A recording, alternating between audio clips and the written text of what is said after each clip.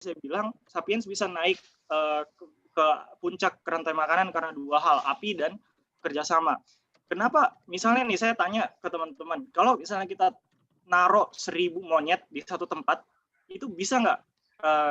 Dan kita misalnya naruh 1000 manusia, sapiens, di satu tempat, kira-kira yang mana yang bisa akhirnya produktif? Misalnya kayak menghasilkan sebuah kota, membuat peradaban, itu monyet nggak bisa. Tapi sapiens bisa. Kenapa? Menurut Harari, karena adanya power of fiction. Fiksi itu adalah sebuah kepercayaan yang dibagi gitu. Kita semua percaya pada hal yang sama. Itu fiksi. Menurut Harari, itulah yang menjadi senjata sapiens bisa akhirnya naik ke puncak rantai makanan. Contoh, religion, agama, human rights, uang, HAM dan sebagainya, itu sebenarnya adalah hal yang tidak ada gitu kenyataannya. Itu adalah sebuah kepercayaan yang dimiliki dan share, dikomunikasikan oleh para sapiens ini gitu. Kepercayaan bahwa kita harus jadi satu keluarga, kepercayaan bahwa kita pengen berkembang biak dan sebagainya, itu nggak ada yang nyuruh. Kalau menurut Harari ya, balik lagi, ini dia sangat empiris. Jadi dia ngelihatnya semua purely biologis gitu. Jadi sapiens ini bergerak berdasarkan mitos atau shared beliefs atau kepercayaan atau fiksi gitu, yang sebenarnya nggak ada empirisnya, tapi sapiens akhirnya percaya dan akhirnya itu menjadi sebuah alat untuk kooperasi, dan kooperasi atau kerjasama inilah yang menyebabkan kita bisa naik ke puncak rantai makanan. Kooperasi ini yang membuat kita menjadi nomaden. Kita akhirnya menjadi namanya hunter gatherer atau kayak pengumpul. Jadi kita nge-hunt memburu binatang untuk dijadikan bahan makanan. Kemudian kita juga memetik tumbuh-tumbuhan yang waktu itu di sekitar kita gitu. Itulah yang yang dibilang hunter gatherer dan nomaden. Kita juga petualang. Kita berada waktu itu di kelompok-kelompok kecil, nggak kayak misalnya 100 orang, nggak nyampe, mungkin cuma 10 sampai 20 orang. Kemudian kita karena dua hal tadi, api dan kerjasama, kita bisa menghancurkan megafauna Amerika dan Australia. Jadi sebenarnya karena sapiens di revolusi kognitif ini banyak sekali binatang buas atau binatang yang punah. Jadi dulu itu ada sekitar 200 genera mamalia yang bertubuh besar gitu. Nah, sejak munculnya revolusi kognitif sisa 100. Jadi sekitar 100 genera mamalia berkurang dan akhirnya punah karena sapiens. Jadi pendahulu kita itu mengkolonisasi dunia gitu. Intinya.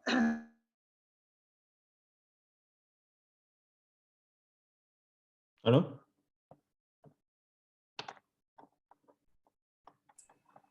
Halo? Nge-lag ya? Nggak ada sinyal kayaknya.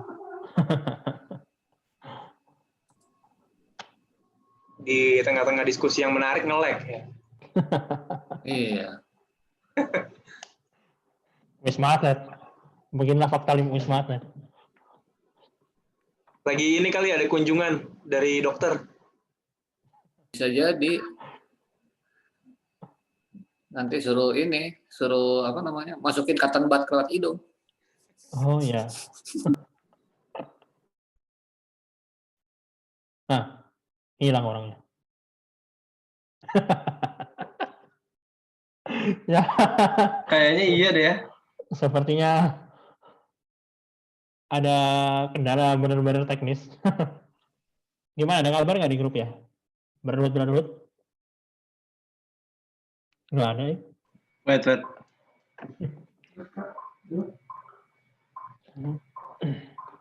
Rupanya situasi sedang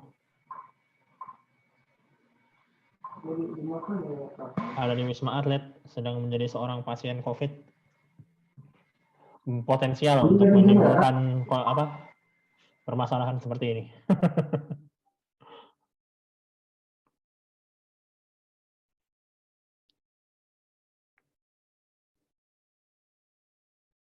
Kita sambil tunggu Fazri barangkali. Oh, itu dia udah balik nih. Udah balik. Sorry. Ternyata ini tadi personal hotspotnya mati. Oh kan, Wisma Atlet.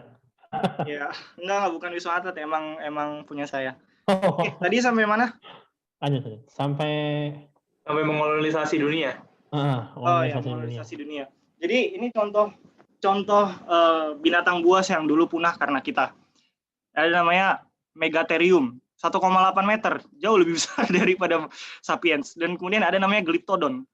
dia juga 1,8 meter gitu, sangat besar. Nah, ini cuma 2 dari sedikit dari banyak sekali genera mamalia yang punah karena ulah kita gitu. Karena apa? Karena kita tadi menguasai api dan juga kita bisa bekerja sama yang akhirnya kita bisa membunuh binatang yang jauh lebih besar dari kita. Kayak gitu sih. Itu akhirnya menjadi sebab kita menjadi puncak rantai makanan. Kemudian setelah revolusi kognitif ada namanya revolusi agrikultur. Nah, menurut Yuval Noah Harari,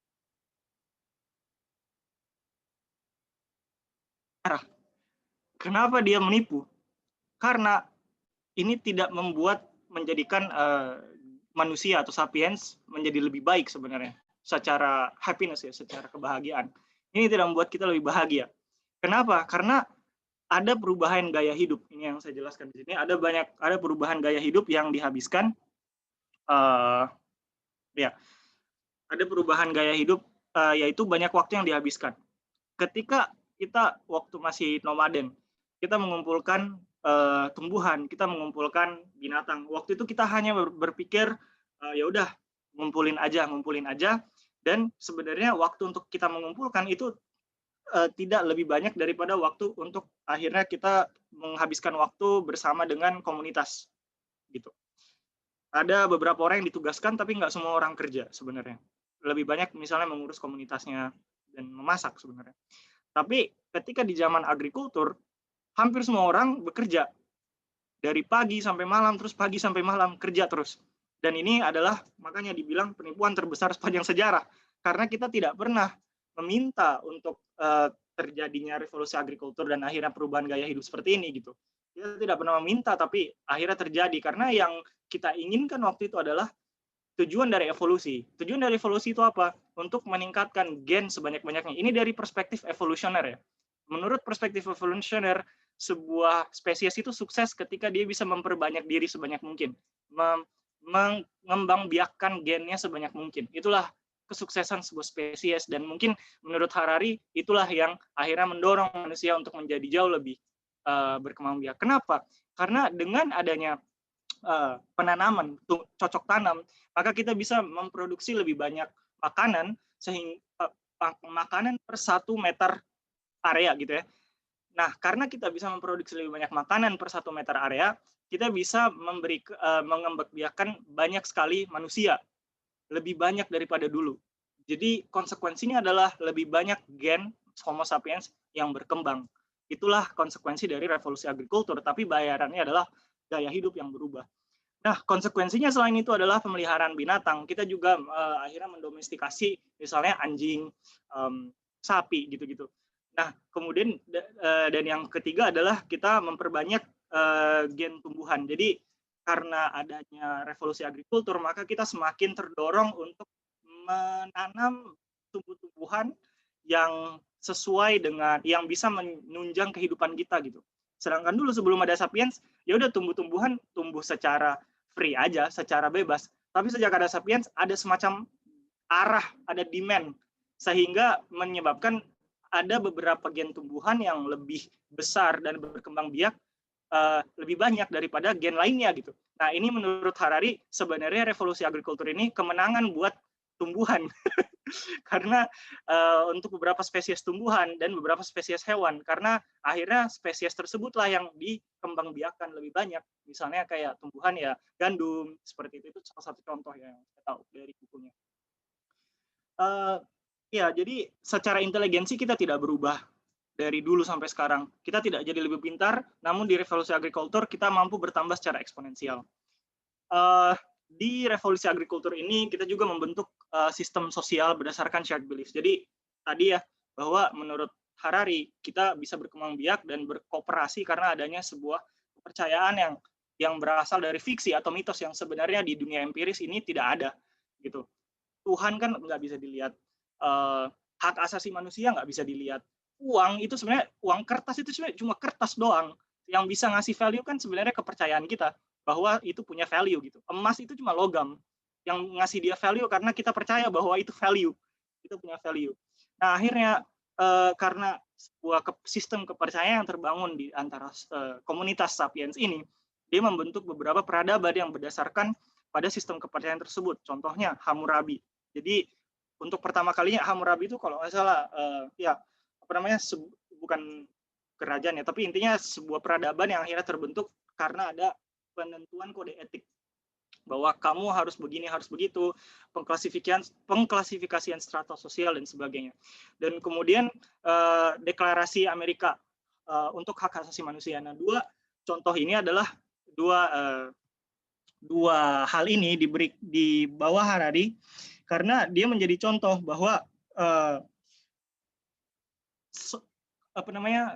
kelompok atau komunitas yang memiliki sistem sosial ini itu akhirnya bisa berkooperasi dan membangun peradaban. Dan menurut Harari adalah tujuan dari shared system itu adalah untuk membuat komunitas tersebut tetap stabil. Seandainya misalnya di zaman di zaman Hammurabi orang-orang nggak percaya sama kepercayaan Hammurabi, nggak akan ada sebuah society atau komunitas yang stabil. Mungkin orang-orang akan kayak pemberontak aja gitu. Atau di Declaration of Independence, kalau misalnya orang tidak percaya pada mitos atau fiksi yang berjudul hak asasi manusia, nggak akan ada sebuah society yang stabil yang dibangun berdasarkan Declaration of Independence itu. Jadi menurut Harari, sebenarnya fungsi atau tujuan dari mitos-mitos ini adalah untuk menjaga agar komunitas atau sebuah peradaban itu bisa tetap stabil. Kayak gitu sih. Nah, ini menurut saya pribadi sih sebenarnya kebalikannya. Ini pandangan saya pribadi. Sebenarnya menurut saya stabilitas itu adalah konsekuensi dari percaya kepada sebuah kebenaran, yaitu misalnya Tuhan, hak asasi manusia. Nah, menurut saya konsekuensi dari kepercayaan itulah yang akhirnya menyebabkan kita bisa konsisten sebagai sebuah komunitas gitu. Oke, lanjut. Nah, salah satu hal yang menarik di dalam revolusi agrikultur adalah, ya, ada yang ngomong? Oke, salah satu hal yang menarik di dalam revolusi agrikultur adalah overload memory. Jadi manusia itu, Homo sapiens itu menyadari bahwa kapasitas otaknya itu terbatas. Kita tidak bisa mengingat hal-hal yang sangat besar, data-data yang sangat besar. Contohnya kita nggak mungkin mengingat kayak seluruh apapun, misalnya jumlah tulisan atau ya pokoknya kita nggak bisa mengingat semua data yang ada di dunia ini gitu. Dan itu utang akhirnya apalagi ya? Kenapa? Nggak ingat utang berarti. Kita ingat utang ya, tapi nggak mungkin ingat semua utang semua orang kan. Ya gitulah, pokoknya ada batasan gitu di dalam pemikiran manusia, otak manusia. Sehingga manusia membuat sebuah invention, sebuah temuan, yaitu tulisan. Karena akhirnya tulisan memberikan manusia kemampuan untuk menyimpan informasi. Sehingga dari informasi tersebut bisa membangun birokrasi, memungut pajak dan sebagainya. Ini kita lihat ada tulisan pertama yang pernah ditemukan, yaitu di Ancient Sumeria zaman dahulu. Nah, ini pertama kalinya orang-orang, para arkeolog menemukan bahwa, ini misalnya, ini tuh maksudnya adalah barley atau gandum. Habis itu, kayak gambar-gambar peluru ini maksudnya adalah bilangan, gitu-gitu. Nah, kemudian akhirnya ada juga yang menarik adalah, dari tulisan yang di Sumeria ini, para arkeolog menemukan bahwa ini orang yang pertama kali nulis namanya sendiri gitu. Jadi manusia pertama yang akhirnya tercatat bisa menulis namanya sendiri adalah orang Sumeria ini, namanya Kushim. itu menarik sih untuk akhirnya kita tahu. Nah, kemudian ada metode penulisan lainnya, yaitu yang namanya Quipu. Nah, Quipu ini dari Inka seperti bisa dilihat di gambar kanan, itu untuk menyetor angka. Jadi kayak si jumlah tali-tali itu, jumlah ikatan di talinya, simpul di talinya itu menunjukkan angka gitu. Jadi kayak berapa simpul itu berarti segitu jumlahnya. Kayak gitu sih. Sama warna-warnanya itu untuk mengkategorisasikan. Jadi dari tulisan yang akhirnya membuat kita bisa menyetor informasi dan akhirnya kita bisa melakukan hal-hal yang dulu kita nggak bisa. Contohnya kayak kita bisa akhirnya menghitung pajak, kita bisa melakukan transaksi dan sebagainya. Kita bisa membangun birokrasi dan sebagainya. Nah, masuk ke bagian kedua dari Sapiens ini, yaitu bagian ketiga ya, unification of humankind atau penyatuan umat manusia. Harari itu percaya bahwa budaya itu selalu berubah. Dan perubahan budaya itu semakin lama ada trennya, itu bergerak semakin bergerak ke adanya satu budaya yang menggabungkan seluruh manusia. Ya, kenapa? Ada yang ngomong? Oke. Jadi perubahan budaya yang selalu berubah ini bisa disebabkan oleh banyak faktor. Jadi Harari itu percaya bahwa budaya itu bukan satu barang atau hal yang selalu ada dari dulu sampai sekarang itu terus, dan dia original gitu, nggak mungkin. Budaya itu adalah sebuah produk dari banyak faktor. Contohnya misalnya kerajaan yang menginvasi, kemudian budaya lain dan sebagainya. Atau ya akulturasi budaya, percampuran antara beberapa budaya yang berbeda. Jadi budaya itu selalu berubah, dan menurut Harari trennya adalah penggabungan menjadi satu budaya yang menggabungkan seluruh manusia.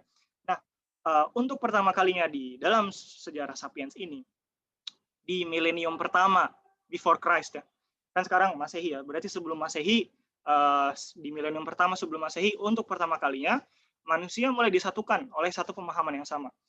Nah, dulu sebelum unifikasi ini, di revolusi agrikultur, di revolusi kognitif, manusia itu kan hidupnya, kalau di kognitif kan dia nomaden ya. Di agrikultur kita udah mulai menetap, ya sedenter. Nah, di komunitas yang menetap ini kita tapi nggak terlalu peduli sama komunitas lainnya gitu. Ya udah, cuman mentingin komunitas sendiri. Gimana caranya komunitas sendiri itu bisa berdaya gitu, bisa hidup. Dan akhirnya muncul kayak metode bertukar misalnya kayak barter dan sebagainya, tapi nggak ada yang peduli sama komunitas lain gitu. Nggak ada yang peduli sama komunitas, misalnya orang Indonesia nggak mungkin peduli sama orang Eropa, orang yang tinggal di Eropa waktu itu. Jadi di unifikasi manusia ini, itulah yang pertama kalinya manusia disatukan oleh 3 penyatu menurut Harari. Yang pertama adalah uang, kemudian yang kedua adalah politik atau imperial, kerajaan, yang ketiga adalah agama.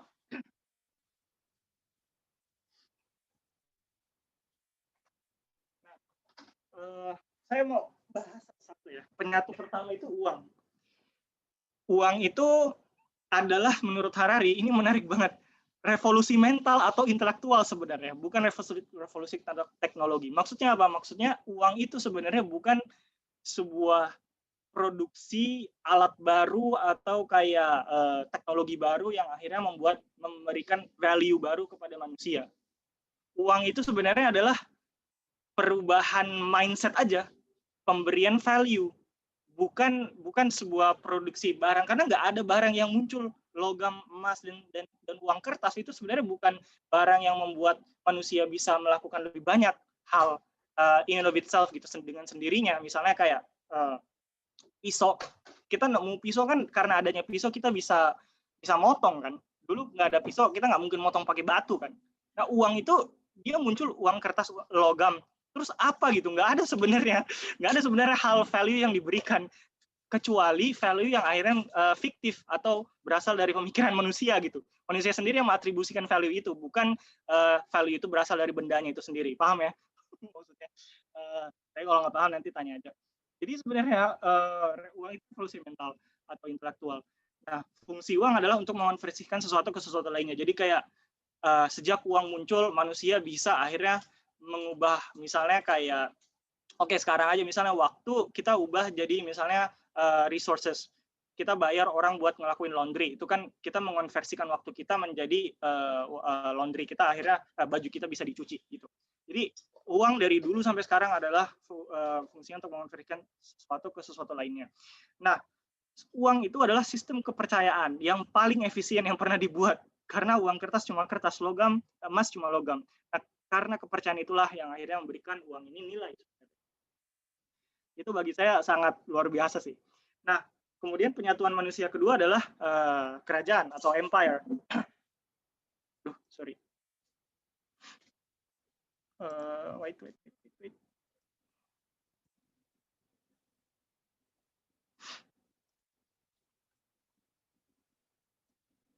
Nah, kerajaan ini juga menyatukan manusia karena apa? Karena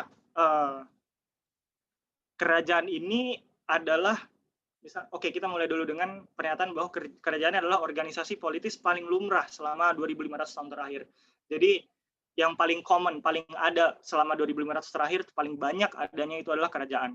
Dan kebanyakan kerajaan nggak jatuh karena pemberontakan, tapi karena invasi dari luar atau konflik internal. Jadi hampir semua kerajaan itu bukan karena rakyatnya yang memberontak, tapi karena either invasi dari luar atau ada konflik, misalnya kayak anak raja itu kayak berseteru, terus habis itu kayak gimana akhirnya satunya pecah dan akhirnya ada konflik dan akhirnya jatuh kayak gitu. Nah, akhirnya karena kerajaan menjadi besar dan menginvasi komunitas-komunitas yang awalnya itu dia sangat secluded, siloed, terisolasi dari dunia, terisolasi dari satu sama lain. Tapi karena kerajaan yang akhirnya menginvasi, akhirnya rakyat atau masyarakat atau sekumpulan Homo sapiens yang didominasi oleh kerajaan tersebut, itu akhirnya mengadopsi kepercayaan, sistem, ataupun budaya yang dimiliki oleh si kerajaan tadi. Contohnya, ya misalnya kerajaan Islam ya, saya tahu.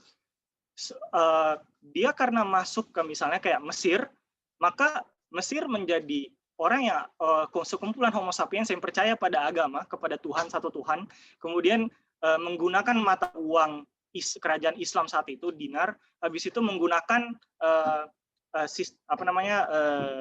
ya banyak sekali fasilitas lainnya, dan juga mengadopsi budaya Islam, misalnya kayak pakai sorban, pakai gamis, bukan budaya Islam itu sebenarnya, budaya Arab. Nah, mereka mengadopsi para founder dari kerajaan tersebut. Kayak gitu sih. Jadi ada sebuah merging budaya yang diakibatkan oleh ekspansi dari kerajaan. Makanya dibilang kerajaan itu adalah salah satu cara akhirnya manusia menjadi satu, karena semakin banyak yang mengadopsi kultur atau budaya yang sama. Kayak gitu. Nah, ini siklus kerajaan yang sangat menarik bagi saya, halaman 226. Jadi kerajaan itu mulai dengan kelompok kecil yang membentuk kerajaan dulu. Habis itu setelah mereka menjadi kelompok kecil, contohnya ya kita ambil contoh Islam. Di sini dijelaskan di dalam bukunya, Islam juga salah satu contoh. Kaum Arab yang dulu diinisiasi oleh Nabi Muhammad SAW itu hanya merupakan kelompok kecil, karena memang cuma Nabi SAW dan keluarganya gitu. Nah, kemudian dari kelompok kecil itu dia bergerak akhirnya mengestablish atau mendirikan sebuah kerajaan besar, yaitu kerajaan Islam saat itu di Madinah. Nah, siklus kedua adalah budaya kerajaan terbentuk karena set of belief value itu akhirnya membentuk budaya dari kerajaan tersebut. Kemudian siklus ketiga adalah budaya kerajaan tersebut akhirnya diadopsi oleh orang-orang di bawah kerajaan tersebut. Ketika Islam menginvasi negara-negara lain, negara-negara yang misalnya menginvasi di bagian Afrika, Mesir, atau bahkan Konstantinopel, akhirnya Konstantinopel berubah menjadi kota yang mengadopsi budaya Islam. Dan kemudian yang keempat siklusnya adalah orang-orang yang diperintah itu menuntut kesamaan derajat. Kalau teman-teman belajar sejarah Islam, sebenarnya Islam dulu itu didominasi oleh Arab. Ya.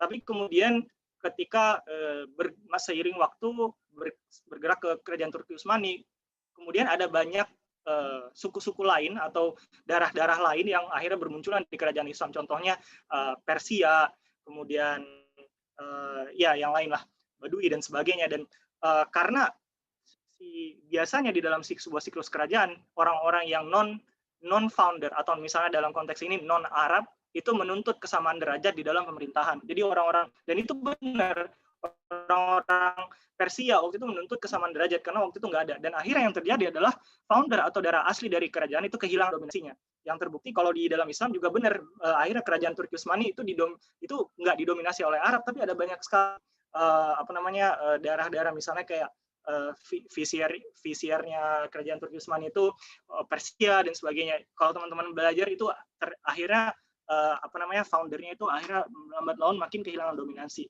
Dan kemudian budaya kerajaan semakin berlanjut, namun berevolusi menjadi multi etnis kayak tadi yang saya bilang. Dan akhirnya dia membuat sebuah budaya baru di dalam kerajaan tersebut. Nah, kalau misalnya yang menarik dari Harari ini adalah dia bilang kalau kita mengacu ke saat ini gitu, yaitu imperialisme Eropa. Nah, kalau di imperialisme Eropa berawal dari segelintir kelompok kecil di Eropa yang akhirnya membentuk kerajaan dan akhirnya membentuk budaya Barat. Nah, budaya Barat diadopsi oleh orang-orang yang di bawah kerajaan tersebut. Misalnya orang-orang Inggris, orang-orang Prancis dan sebagainya. Dan akhirnya budaya-budaya tersebut yang juga terdiri dari berbagai ideologi kayak sosialis, nasionalis, itu akhirnya juga diadopsi. Nah, akhirnya orang-orang yang diperintah menuntut kesamaan derajat ini juga terjadi di imperialisme Eropa. Karena kita lihat orang-orang India, Cina, Afrika itu juga waktu menuntut kesamaan status dengan orang-orang Eropa. Dan akhirnya founder atau darah asli dari orang-orang Eropa ini kehilangan dominansinya karena saat ini mulai sebuah perubahan kepada kelompok multi etnis gitu. Dan akhirnya yang terjadi adalah foundernya itu dominasinya hilang, tapi budayanya itu terus berlanjut gitu. Yang bisa dilihat dari diadopsinya budaya Barat dalam berbagai setelah kehidupan saat ini oleh orang-orang yang non Eropa gitu, non Barat. Contohnya orang-orang India, Afrika dan Cina bisa mengadopsi berbagai hal dari kebudayaan Barat yang berawal dari imperialisme Barat. Itu sih, jadi kayak siklus kerajaannya seperti itu. Nah, hal yang ketiga yang menjadi unifikasi atau penyatuan manusia adalah agama yang awalnya dari animisme, politeisme, dan monoteisme. Nah, ini Harari banyak ngejelasin tentang gimana dia menolak untuk akhirnya menjelek-jelekan politeisme, karena dia bilang berkat politeisme ada banyak sekali benefit yang terjadi. Tapi akhirnya terdapat pergerakan menuju monoteisme yang bisa dilihat kayak saat ini jumlah pemeluk monoteisme jauh lebih banyak daripada yang lain, politeisme ataupun animisme. 3 agama besar ya, Yahudi, Islam, dan Kristen, Katolik. Nah, kalau menurut Harari, agama adalah sistem norma dan nilai-nilai yang ditemukan berdasarkan kepercayaan terhadap entitas di luar manusia. Jadi maksudnya di luar manusia ini adalah hal yang, maksudnya gini, agama itu sesuatu yang diciptakan bukan oleh manusia itu sendiri gitu. Jadi semua yang diciptakan bukan dari manusia itu adalah sebenarnya agama yang jika bentuknya adalah sistem norma dan nilai-nilai. Nah, maka dari itu Harari membuat satu hal yang menarik di sini, bulat-bulatannya. Kalau di sebelah kiri kita bisa lihat, kalau cuma ada sistem norma dan nilai, contohnya football, bola, itu cuma sistem norma dan nilai. Jadi itu kayak cuma sistem aja, dan ada beberapa hal-hal yang dipegang oleh para pemain bola gitu. Tapi itu bukan agama, karena dia tidak berdasarkan pada sebuah kepercayaan. Atau ya kepercayaan yang berasal dari luar manusia. Karena semua sistem dan norma ini berasal dari manusia sendiri yang bikin. Kemudian yang paling kanan, belief in superhuman order. Nah, ini dia tidak memilih, contohnya teori relativitas ya, relativitasnya Einstein, dia bukanlah agama karena dia hanya sebuah kepercayaan terhadap, ada kekuatan di luar manusia yang menyebabkan semua terjadi gitu. Nah, agama adalah merging dari keduanya. Yaitu ada belief dan ada juga sistem. Yang menariknya adalah definisi di luar manusia ini membuat akhirnya kita harus bisa konsisten gitu. Harari bilang kalau misalnya lu ngedefine di luar manusia itu berarti superhuman itu berarti di luar manusia, maka komunisme sebenarnya adalah agama. Karena kalau komunisme bukan agama, maka Buddha adalah ideologi. Karena orang kan membedakan ya komunisme sama agama Islam. Komunisme itu kan kata orang ideologi. Nah, menurut Harari, komunisme sebenarnya agama. Kalau misalnya komunisme bukan agama, berarti Buddha itu ideologi. Karena Buddha itu tidak menganggap ada entitas yang namanya Tuhan. Buddha itu cuma ada suffering doang. Kayak sebenarnya itu sebuah ideologi gitu menurut Harari. Jadi ya udah kita tinggal milih aja gitu sih. Menurut Harari, komunisme, liberalisme, Islam, Buddha itu sebenarnya sama aja, itu agama gitu. Karena berasal dari kepercayaan terhadap sesuatu yang di luar manusia. Oke, lastly kita masuk ke revolusi saintifik. Ada berapa menit lagi? Revolusi saintifik yang mana ini adalah bagian. Lanjutkan. Berapa menit lagi, Du? Masih ada lah, pokoknya lanjutin aja dulu. Oke. Ini adalah revolusi terakhir yang terjadi pada Homo sapiens, dan ini terjadi 500 tahun terakhir. Dalam 500 tahun terakhir, menurut Harari, perkembangan manusia itu sangat pesat, jauh lebih pesat dibandingkan sebelum-sebelumnya, di revolusi-revolusi sebelumnya. Nah, mungkin kita bisa bertanya ya, kenapa? Nah, menurut Harari, ada 3 hal yang akhirnya menyebabkan scientific revolution ini berbeda dengan dengan revolusi-revolusi sebelumnya. Yaitu karena penggunaan sains, ilmu pengetahuan. Ada 3 prinsip yang membedakan sains dengan pengetahuan-pengetahuan sebelumnya. Contohnya misalnya kayak pengetahuan terkait agama, pengetahuan tentang banyak hal. Nah, 3 hal ini adalah yang pertama, ignoramus. Ignoramus itu bahasa Latinnya dari we do not know. Kita nggak tahu. Jadi perubahan atau revolusi saintifik berawal dari keinginan manusia untuk mengakui bahwa dia tidak tahu. Menurut Harari, dulu manusia itu selalu either dia tidak mau tahu, atau yang kedua dia mengklaim udah tahu semua. Nah, yang pertama itu biasanya tercermin dari bagaimana kerajaan itu berdiri, dan kemudian mereka stop untuk mengkolonisasi. Nggak ada kerajaan atau sedikit kerajaan yang memiliki intensi untuk menguasai dunia. Kalaupun ada, ini menurut Harari ya, kalaupun ada, dia gagal. Gitu. Dia tidak bisa. Dan itu yang pertama. Yang kedua adalah klaim bahwa manusia tahu semuanya. Nah, menurut Harari inilah yang menjadi dasar dari adanya agama. Menurut Harari, agama itu selalu bilang bahwa kita udah tahu, maka dari itu lu nggak perlu tahu lagi. Karena semua udah terpatri di dalam kitab suci gitu, misalnya. Semua udah terpatri dalam kitab suci, lu nggak usah terlalu tahu banyak lah, nggak usah banyak tahu. Karena semua udah tertulis gitu, bahwa dunia itu diciptakan oleh Tuhan yang satu dan sebagainya.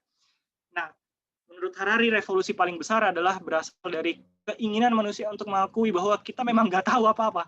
Kita nggak tahu apa yang terjadi di misalnya waktu itu orang belum tahu ya benua Antartika. Kita nggak tahu kenapa apel jatuh dari pohon gitu. Nah, menurut Harari kalau kita berpegang pada tenet-tenet atau ideologi-ideologi lama ya sebelum revolusi sains, orang-orang nggak mau atau memiliki keengganan untuk akhirnya mencari tahu gitu. Yang ini saya pribadi ada benarnya tapi ada salahnya. Salahnya adalah menurut saya dulu kita udah punya keingintahuan gitu. Revolusi saintifik ini kan berasal dari Renaissance ya. Renaissance itu setelah kejayaan Islam. Ini maaf saya bawa Islam lagi, tapi menurut saya waktu dinasti Abbasiyah sebenarnya Islam sudah pernah mencari ilmu pengetahuan. Sebelum itu juga ada para filosof Yunani yang Plato, Aristoteles yang menjadi dasar dari karya-karya para ilmuwan di zaman dinasti Abbasiyah, di ilmuwan Islam. Dan menurut saya sebenarnya keingintahuan itu sebenarnya sudah ada. Dan mungkin memang ada satu tema yang dari dulu selalu ada, yaitu kayak ketakutan mungkin ya untuk akhirnya mengeksplor hal-hal yang sudah dianggap tabu atau tidak usah dieksplor lagi. Contohnya kayak apakah Tuhan itu ada? Nah, itu kan orang nggak mengeksplor, atau enggak apakah manusia bisa mengatur gennya sendiri atau menciptakan jenis manusia baru, itu kan hal yang nggak ada. Nah, ignoramus ini memang akhirnya membuang ketabuhan atau keengganan itu, yaitu untuk mengakui bahwa memang kita nggak tahu, maka dari itu kita pengen explore. Gitu sih. Itu adalah sebuah revolusi mindset yang terjadi. Kemudian yang kedua menjadi pembeda, yaitu fokus pada observasi empiris dan matematika. Jadi dulu manusia itu memang memiliki keinginan untuk mencari tahu, tapi dia tidak terlalu menempatkan emphasis atau dia terlalu menekankan kepada kemampuan matematika untuk menghitung. Jadi disinilah kemunculan pentingnya empirisisme gitu, bahwa kita ingin semuanya terlihat dan kita ingin semuanya terkuantifikasi. Jadi bukan cuman ini ada tapi seberapa banyak. Itu revolusi saintifik itu selalu bertanya hal itu. Kita bisa lihat di dunia sekarang kan semua menjadi data driven, karena manusia memiliki prinsip saat ini sejak revolusi saintifik bahwa semuanya harus terkuantifikasi, semua harus diketahui secara empiris. Ilmu psikologi, disiplin psikologi muncul karena keinginan untuk mengkuantifikasikan jiwa, mengkuantifikasikan respon-respon di dalam otak manusia gitu, melihat dan mengukur semua itu gitu. Nah, keinginan untuk mengukur dan mengetahui semua yang awalnya tidak terlihat menjadi sebuah hal yang bisa terlihat dan dikuantifikasikan, itu berawal dari revolusi saintifik. Sebelumnya nggak pernah manusia berpikir seperti itu. Yang ketiga adalah penguasaan kekuatan baru atau teknologi. Dulu manusia membuat alat-alat baru, tapi nggak ada keinginan atau nggak ada cara untuk akhirnya mendapatkan power yang baru. Nah, teknologi ini akhirnya menghasilkan power yang baru, misalnya energi terbarukan dan sebagainya. Jadi kita pengen mengharness atau menguasai kekuatan baru yang dulunya mungkin kita cuma tahu pakai alat-alat aja untuk artinya kita sebenarnya nggak menginginkan ada energi atau power baru gitu. Nah, sejak revolusi saintifik manusia udah mulai lihat steam steam itu apa sih? Uap itu bisa menjalankan loh. Ternyata ada namanya listrik yang juga bisa menjalankan. Ternyata matahari itu bisa memberikan energi yang menjalankan baterai, yang menjalankan apapun lewat solar panel dan sebagainya. Dan sampai saat ini masih banyak sekali cara-cara dan keinginan manusia untuk mencari lebih banyak power, mencari lebih banyak energi melalui progres teknologi. Gitu sih. Jadi 3 hal itu yang bagi saya ini sangat luar biasa dijelaskan oleh Harari. Lanjut. Nah, gimana akhirnya science itu muncul? Sugar daddy of science. Jadi science itu sebenarnya muncul karena ada banyak sugar daddy-nya. Sugar daddy maksudnya orang-orang yang mendanai gitu. Jadi science itu muncul karena penelitian ya teman-teman. Tapi penelitian tidak mungkin jalan kalau nggak ada orang dan nggak ada resource. Kalau dulu, kenapa bisa ada resource? Kenapa bisa ada duit untuk akhirnya membayar penelitian? Karena penelitian selalu dibayar untuk satu goal tertentu. Apakah dia untuk kekuasaan atau untuk mendapatkan uang atau dan sebagainya. Dulu ada sebutan gold, glory, gospel. Nah itu, jadi selalu ada tujuan untuk penelitian. Nah, dulu penelitian itu dilambangkan dengan ekspedisi. Jadi contoh ekspedisi Columbus itu didanai oleh kerajaan Spanyol karena kerajaan Spanyol dengar mitos atau legenda tentang sebuah pulau di daerah timur atau barat ya, pokoknya di sana lah, pokoknya di nun jauh di sana yang menyimpan banyak resource, contohnya rempah-rempah dan sebagainya. Nah, makanya ada ekspedisi, makanya Indonesia dikuasai karena ada pemikiran baru itu bahwa ada keinginan untuk mengharness power baru, keinginan untuk mengakui bahwa mereka emang nggak tahu gitu. Dan itulah yang akhirnya mendanai banyak kerajaan, raja-raja untuk ini gue bayar buat lo ekspedisi, lo meneliti lah, biar gue nanti bisa dapat lebih banyak duit dari penelitian lo. Jadi tujuannya untuk itu. Nah, kalau ini menarik sih dibandingkan, ini bisa dilihat teman-teman di kanan itu ada kapal gede sama kapal kecil. Tebak kapalnya Columbus yang mana? Kapalnya Columbus itu yang kecil. Christopher Columbus, penemu benua Amerika, itu kapalnya kecil, jauh lebih kecil daripada kapal yang gede, yaitu kapalnya Zheng He. Kolonel Zheng He itu kolonel Cina yang hidup di zaman yang sama sebenarnya, atau bahkan sebelum Columbus, yang didanai oleh kerajaan untuk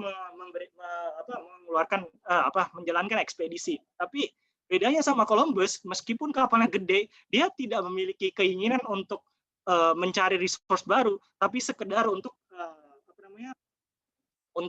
menunjukkan kekuatan dan juga untuk melihat daerah-daerah baru aja gitu, untuk memenuhi keingintahuan, tapi tidak ada keinginan untuk menguasai resource baru, menguasai daerah baru dan sebagainya. Sehingga dampak dari Zheng He ini tidak sebesar Columbus meskipun kapalnya lebih besar gitu.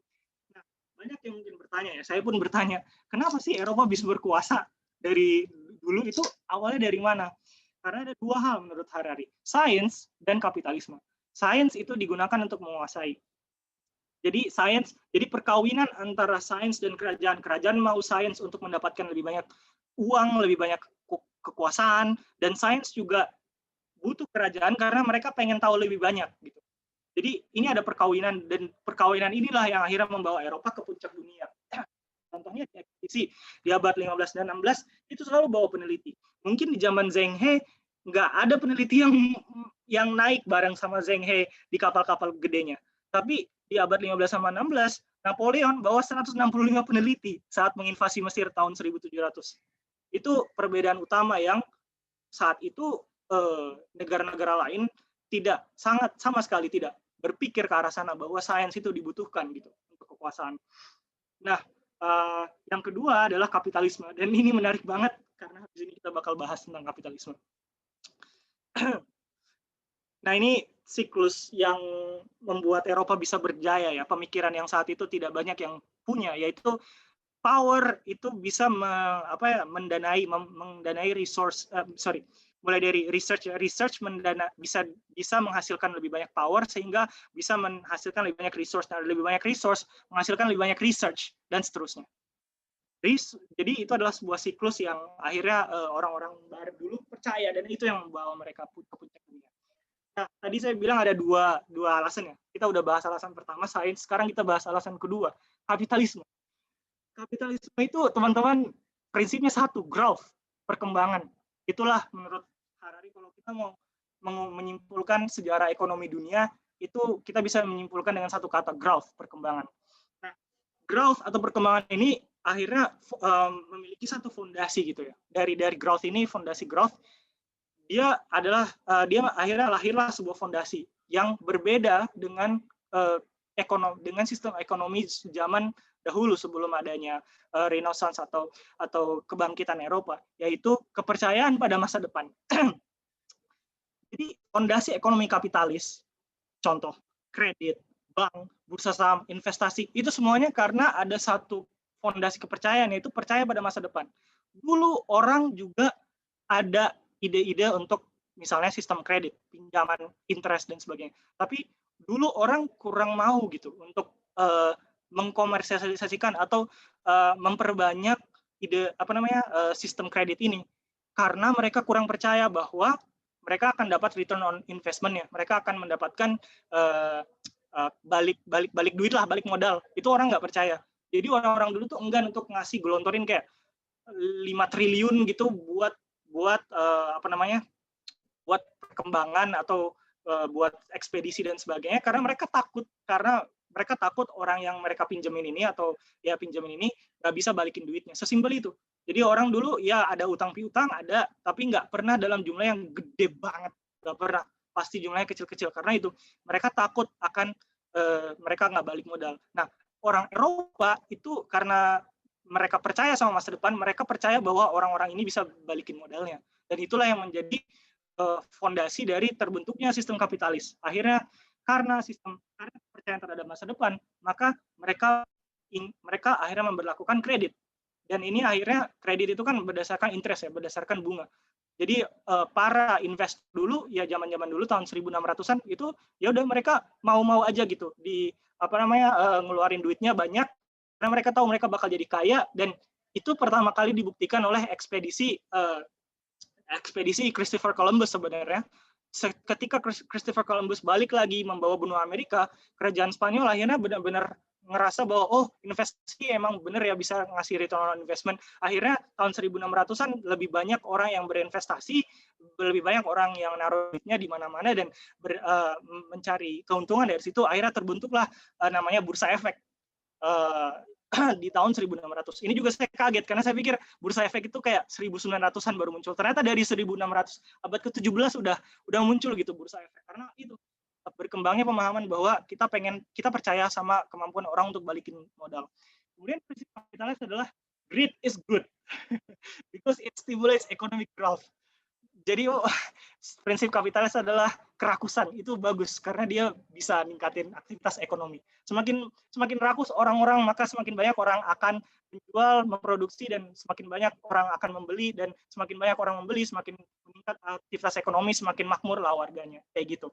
Itulah fondasi. Dan kemudian yang kedua adalah keuntungan produksi harus diinvestasikan kembali ke proses produksi itu sendiri. Ini yang membedakan yang zaman dahulu. Zaman dahulu itu ekonomi cuman berasal dari prinsip udah kita nyari duit, produksi, selesai. Nah, menurut Adam Smith, pendiri kapitalis, harus diinvestasikan lagi ke produksi. Jadi duit yang lu terima, profitnya harus balik lagi ke produksinya itu sendiri untuk meningkatin ekonomi gitu. Makanya namanya kapitalis. Karena kapital itu maksudnya semua resource yang diinvestasikan kembali pada produksi. Beda dengan kekayaan. Kekayaan itu cuman konsumsi untuk aktivitas yang tidak menghasilkan kekayaan lagi gitu. Contohnya beli mobil, beli rumah, itu kan nggak ngasilin duit lagi ya. Nah, kapitalis itu mikirnya duit lu itu harus ngasilin duit lagi. Makanya diputar lagi ke produksi. Kalau kita lihat di samping kanan ini ada siklus yang menjadi fondasi berpikir kapitalis, yaitu kalau di atas, kalau misalnya nggak ada money, maka tidak ada kontraktor, nggak ada bakery, nggak ada pokoknya bakery itulah pokoknya pembuat roti, kue itulah ya. Terus habis itu nggak ada kue. Nah, karena nggak ada kue nggak ada duit, ya kan? Itu kayak hellhole atau siklus nerakanya orang kapitalis, karena mereka berpikir kalau nggak ada kapital maka nggak ada aktivitas gitu. Nah, menurut kapitalis, ketika kita percaya kepada masa depan, maka kita akan mendapatkan kredit, maka akan ada kontraktor, kita bisa membayar kontraktor, kita bisa bikin bakery, dan akhirnya penghasilan dari kue-kue yang kita hasilkan bisa membuat kita balik modal, dan akhirnya modal itu membuat kita semakin percaya kepada masa depan sehingga kita menggunakan kredit lagi gitu. Makanya ada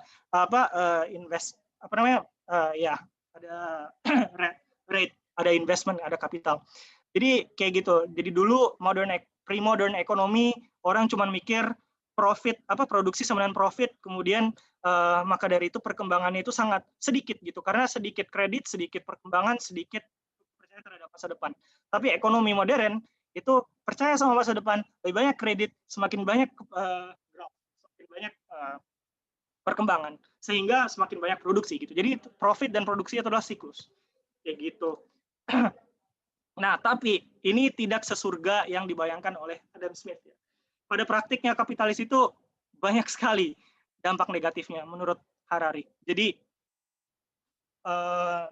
perbudakan. Contohnya perbudakan lahir dari perkembangan pasar bebas yang tidak dikontrol. Jadi menurut Harari sebenarnya revolusi industri itu adalah revolusi agrikultur kedua, karena banyak banget binatang yang menderita karena ketidakpedulian dan kerakusan. Nah, bedanya cuma kita buktikan bahwa energi selalu ada karena kita selalu progressing teknologi. Dan akhirnya hasilnya adalah kita memiliki jauh lebih banyak tingkat produksi dibanding sebelumnya, sehingga supply itu lebih besar daripada demand. Nah, karena sistem kapital ini, maka semakin banyak barang yang muncul. Tapi jauh lebih banyak barang yang muncul dibanding orang yang beli. Untuk bisa mencapai equilibrium atau untuk bisa menyeimbangkan semuanya, maka dibutuhkan sebuah cara untuk orang-orang tuh tetap beli barang. Kayak gitu. Jadi bukan cuma produksi doang. Makanya timbul sebuah agama baru, etika baru, namanya konsumerisme.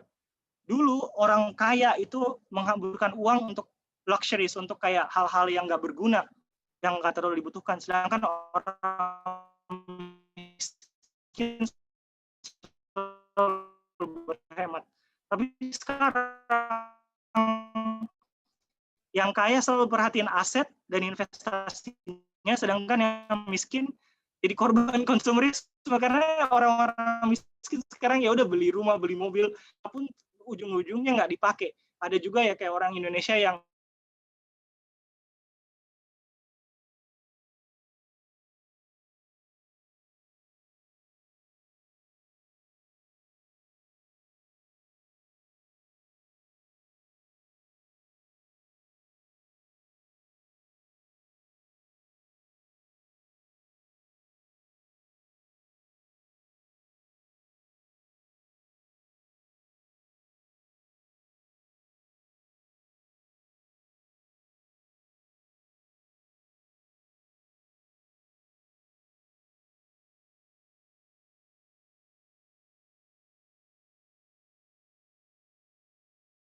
revolusi agrikultur, kita yang menjadi sumber keamanan itu adalah ya udah orang-orang yang pemimpin desa lah ya, village elder. Nah, sekarang yang menjadi penjaga keamanan adalah pemerintah gitu, yang menjadi kesatuan dari masyarakat. Nah, selain dari pemerintah, ada juga pasar yang akhirnya menguasai social order. Contohnya cara berpakaian. Dulu cara berpakaian ya udah budaya, agama. Sekarang cara berpakaian didorong oleh pasar gitu. Dan bahkan sampai pasangan romantis juga didorong oleh pasar. Dulu pasangan romantis ditentukan oleh keluarga, arranged marriage. Sekarang profesi romantis itu karena standar kecantikan yang juga didorong oleh pasar. Zaman 1900-an, ya pokoknya akhir dekade ya, di tahun 1990-an, itu mungkin orang ngelihatnya Marilyn Monroe, pokoknya 1900 Marilyn Monroe itu bentuknya nggak terlalu slim, biasa. Tapi sekarang orang melihat kecantikan itu sebagai kayak slim, kayak orang Korea lah pokoknya. Jadi dia berubah, dan perubahan itu karena didorong oleh pasar gitu.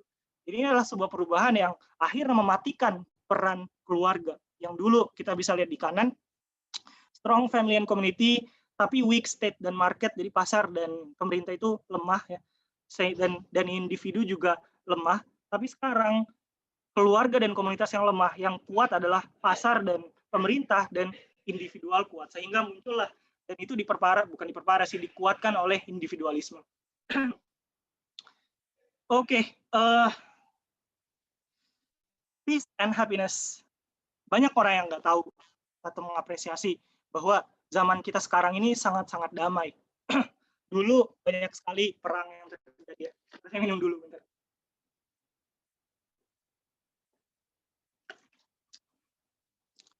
Dulu banyak sekali perang yang terjadi. Kalau dihitung-hitung sebenarnya kalau kita lihat secara statistik di dunia, international violence itu menurun. Menurut Harari, sejak kenaikan peran pemerintah yang menggantikan peran keluarga. Sehingga kekerasan international violence itu secara dunia ini menurun secara holistik. Jadi sebenarnya kita kurang mengapresiasi kalau zaman sekarang ini, alhamdulillah, kita hidup di zaman yang sangat-sangat damai.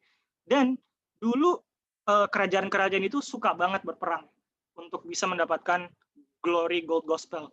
Sekarang kita akhirnya untuk pertama kalinya dalam sejarah menurut Harari, kita dikuasai oleh pemimpin-pemimpin dunia yang tidak ingin perang dibandingkan pendahulunya. Gitu. Kenapa? Kalau menurut Harari, ini karena kemunculan sebuah senjata yang bisa mematikan seluruh umat manusia, namanya bom atom. Bisa dilihat di kanan, Robert Oppenheimer yang pendiri bom atom bilang sendiri, "Now I am become death, the destroyer of worlds." Karena sekacau itu gitu, se-devastating itu. Untuk pertama kalinya manusia dihadapkan pada kemungkinan bahwa ada sebuah senjata yang dapat menghancurkan umat manusia secara keseluruhan. Gitu.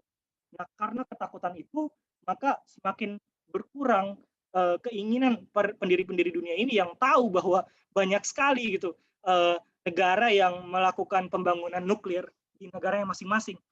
Nah, semakin sedikit keinginan pemimpin negara di dunia ini untuk pergi ke full scale war, untuk berperang secara penuh. Dan yang menjadi konsekuensinya adalah aktivitas perdagangan yang meningkat. Jadi perangnya tuh shifting dari perang fisik ke perang ekonomi sebenarnya. Tapi karena ini maka violence rate juga sangat menurun gitu. Dan karena aktivitas perdagangan yang meningkat juga, maka interdependensi antar negara juga meningkat. Maksudnya interdependensi adalah antar negara itu saling bergantung satu sama lain gitu. Jadi misalnya kayak Indonesia itu sangat bergantung dulu ya, sangat bergantung pada Amerika. Karena dari Amerika lah banyak sekali investasi-investasi yang bisa dilakukan gitu. Atau sekarang kita mulai bergantung pada Cina karena banyak sekali investasi-investasi yang bisa terlaksana dikarenakan duit dari Cina. Jadi kita memiliki ketergantungan pada negara lain sebenarnya. Dan ini bukan cuma berlaku pada satu negara atau negara adidaya doang, tapi semua negara. Karena nggak ada satu negara adidaya yang menguasai dunia basically. Semua negara sekarang memiliki ketergantungan sedikit banyak pada negara lainnya. Amerika bergantung pada Freeport salah satunya. Amerika bergantung pada adanya Indonesia. Kayak gitu. Jadi kalau misalnya Amerika mau berperang sama Indonesia, berperang ya melawan Indonesia, misalnya berperang lawan Cina, terus Indonesia mendukung Cina, Indonesia bisa jadi menutup akses ke resource yang Amerika butuh, sehingga Amerika memiliki kerugian di situ. Jadi negara tuh mulai berpikir dua kali gitu kalau misalnya mau berperang, karena cost atau biaya untuk berperang itu semakin meningkat. Kayak gitu. Ya, cost of war itu semakin meningkat. Sehingga yang terjadi menurut Harari adalah bukan bunuh-bunuhan antar kerajaan atau bunuh-bunuhan antar negara, ya, aneksasi dan sebagainya. Yang terjadi adalah kita melihat sebuah tren untuk terbentuknya sebuah kerajaan global yang satu, yang united. One global empire yang menurut saya sangat mengerikan karena ini kayak yang dibilang kalau di teori-teori konspirasi Illuminati, Dajjal dan sebagainya yang mencoba membuat satu kerajaan besar gitu. Menurut Harari itulah yang trennya gitu. Kita bergerak ke arah sana. Nah, kemudian ada satu pertanyaan yang Harari ajukan, despite ya meskipun seluruh progres ini terjadi, apakah manusia itu lebih bahagia dari sebelumnya? Nah, ini yang pertanyaan sulit. bahagia itu diukur dari apa? Menurut psikolog, bahagia diukur dari subjective well-being. Tapi apakah subjective well-being kita semakin meningkat karena progres teknologi, karena progres ekonomi, karena resources yang banyak sekali kita habiskan dari planet bumi ini gitu. Banyak sekali planet-planet yang banyak sekali makhluk-makhluk di planet ini yang akhirnya punah karena kita. Dan semakin banyak yang terancam punah karena kita. Semakin banyak resources yang habis karena kita. Apakah kita bisa bilang bahwa kita lebih bahagia dibanding dulu? Jadi menurut Harari, meskipun manusia telah berprogres, tapi tidak lebih bahagia dari sebelumnya. Sama aja. Kalau kayak gitu, apa yang kita tujuankan gitu untuk dengan semua progres ini? Itulah pertanyaan yang diajukan gitu oleh Harari. Nah, terakhir, The End of Homo Sapiens. Harari mengajukan satu pertanyaan menarik. Dulu Homo itu ada banyak, bukan cuma Sapiens. Ujungnya Homo-Homo lain mati. Dan akhirnya Sapiens yang berjaya. Tapi apakah itu berarti Sapiens akan berjaya terus? Apakah gen Sapiens itu akan terus sama? Bisa jadi kita sudah menjadi makhluk atau spesies yang berbeda. Kenapa? Karena next-nya kita punya biological engineering yang merupakan kemampuan yang tidak pernah dimiliki manusia sebelumnya, yaitu untuk mengubah mengubah gen kita. Jadi bisa jadi kemudian ada juga bionic life. Bionic life maksudnya kita memiliki akses atau opportunity untuk menjadi cyborg. Tahu kan cyborg yang di film-film yang dia tuh punya tangan robot gitu. Terus habis itu kaki, tangan robot, organ-organnya robot gitu-gitu.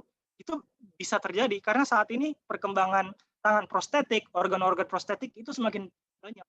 Kita bisa lihat, dan bahkan sebenarnya kita pun adalah seorang cyborg saat ini, karena semakin lama manusia semakin tergantung pada alat, yaitu semakin tergantung pada HP, semakin tergantung pada laptop, semakin tergantung pada internet, sehingga kita memiliki ketergantungan pada alat-alat untuk bisa hidup. Dan itulah definisi cyborg. Dia bergantung pada alat lain untuk bisa hidup, bukan karena organnya sendiri. Gitu. Jadi, apakah akhirnya dengan biological engineering ini bisa jadi kita mengubah eksistensi kita sebagai Homo sapiens? Nah, menurut Harari, selama tidak ada kehancuran massal dan destruktif terhadap umat manusia, maka akan terjadi beberapa transformasi fundamental. Yaitu bukan hanya transformasi teknologi menurut Harari. Menurut Harari, justru transformasinya itu yang lebih fundamental, yaitu terkait consciousness atau kesadaran dan identitas manusia itu sendiri. Manusia itu apa sih sebenarnya? Apa yang akhirnya membuat kita sebagai manusia? Ketika kita bisa mengubah banyak sekali gen kita akhirnya bisa mengubah desire kita juga. Nah, apakah kita bisa bilang bahwa kita manusia? Ketika kita mengubah organ kita menjadi prostetik dan sebagainya. Ketika nanti, kalau teman-teman tahu Neuralink, itu perusahaannya Elon Musk, itu dia mencoba untuk menyatukan otak manusia dengan AI, jadi kita bisa memiliki superhuman intelligence, atau inteligensia yang sangat tinggi gitu ya. Kalau misalnya itu terjadi, maka apakah kita bisa berpikir seperti saat ini gitu? Kita berpikir cara-cara tradisional, misalnya kayak bahwa manusia itu ujungnya mati, dan karena itu kita hidupnya harus kayak gini. Mungkin karena superhuman intelligence yang kita terima, definisi kita terkait manusia itu sendiri, terkait kesadaran itu sendiri, terkait value yang kita berikan, terkait misalnya value kepada emosi, kepada uang dan sebagainya, itu mungkin bisa jadi berubah. Menurut Harari, consciousness atau kesadaran manusia itu sendiri yang akhirnya nanti akan bisa jadi bertransformasi gitu. Sehingga ya sapiens akan punah, definisi sapiens saat ini ya akan punah dan akan digantikan oleh manusia-manusia yang super intelligent gitu. Dan bahkan manusia-manusia yang mampu mengubah keinginan kita sendiri. Sehingga ada satu pertanyaan yang mengerikan gitu di akhir bukunya yang Harari ajukan. Apakah kita bukan lagi bertanya what do we want to become? Kita mau jadi seperti apa? Tapi kita bertanya what do we want to want?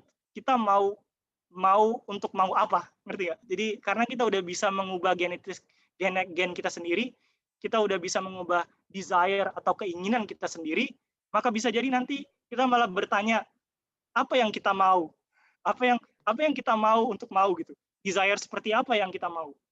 Karena kita udah bisa melakukan biological engineering. Seperti itu sih. Jadi ada banyak sekali hal yang bisa terjadi, tapi tadi saya ini cukup mengerikan ya, tapi saya setuju dengan quotes Elon Musk yang saya ingin jadikan sebagai penutup. Menurut Elon Musk, the future of humanity is going to bifurcate in two directions.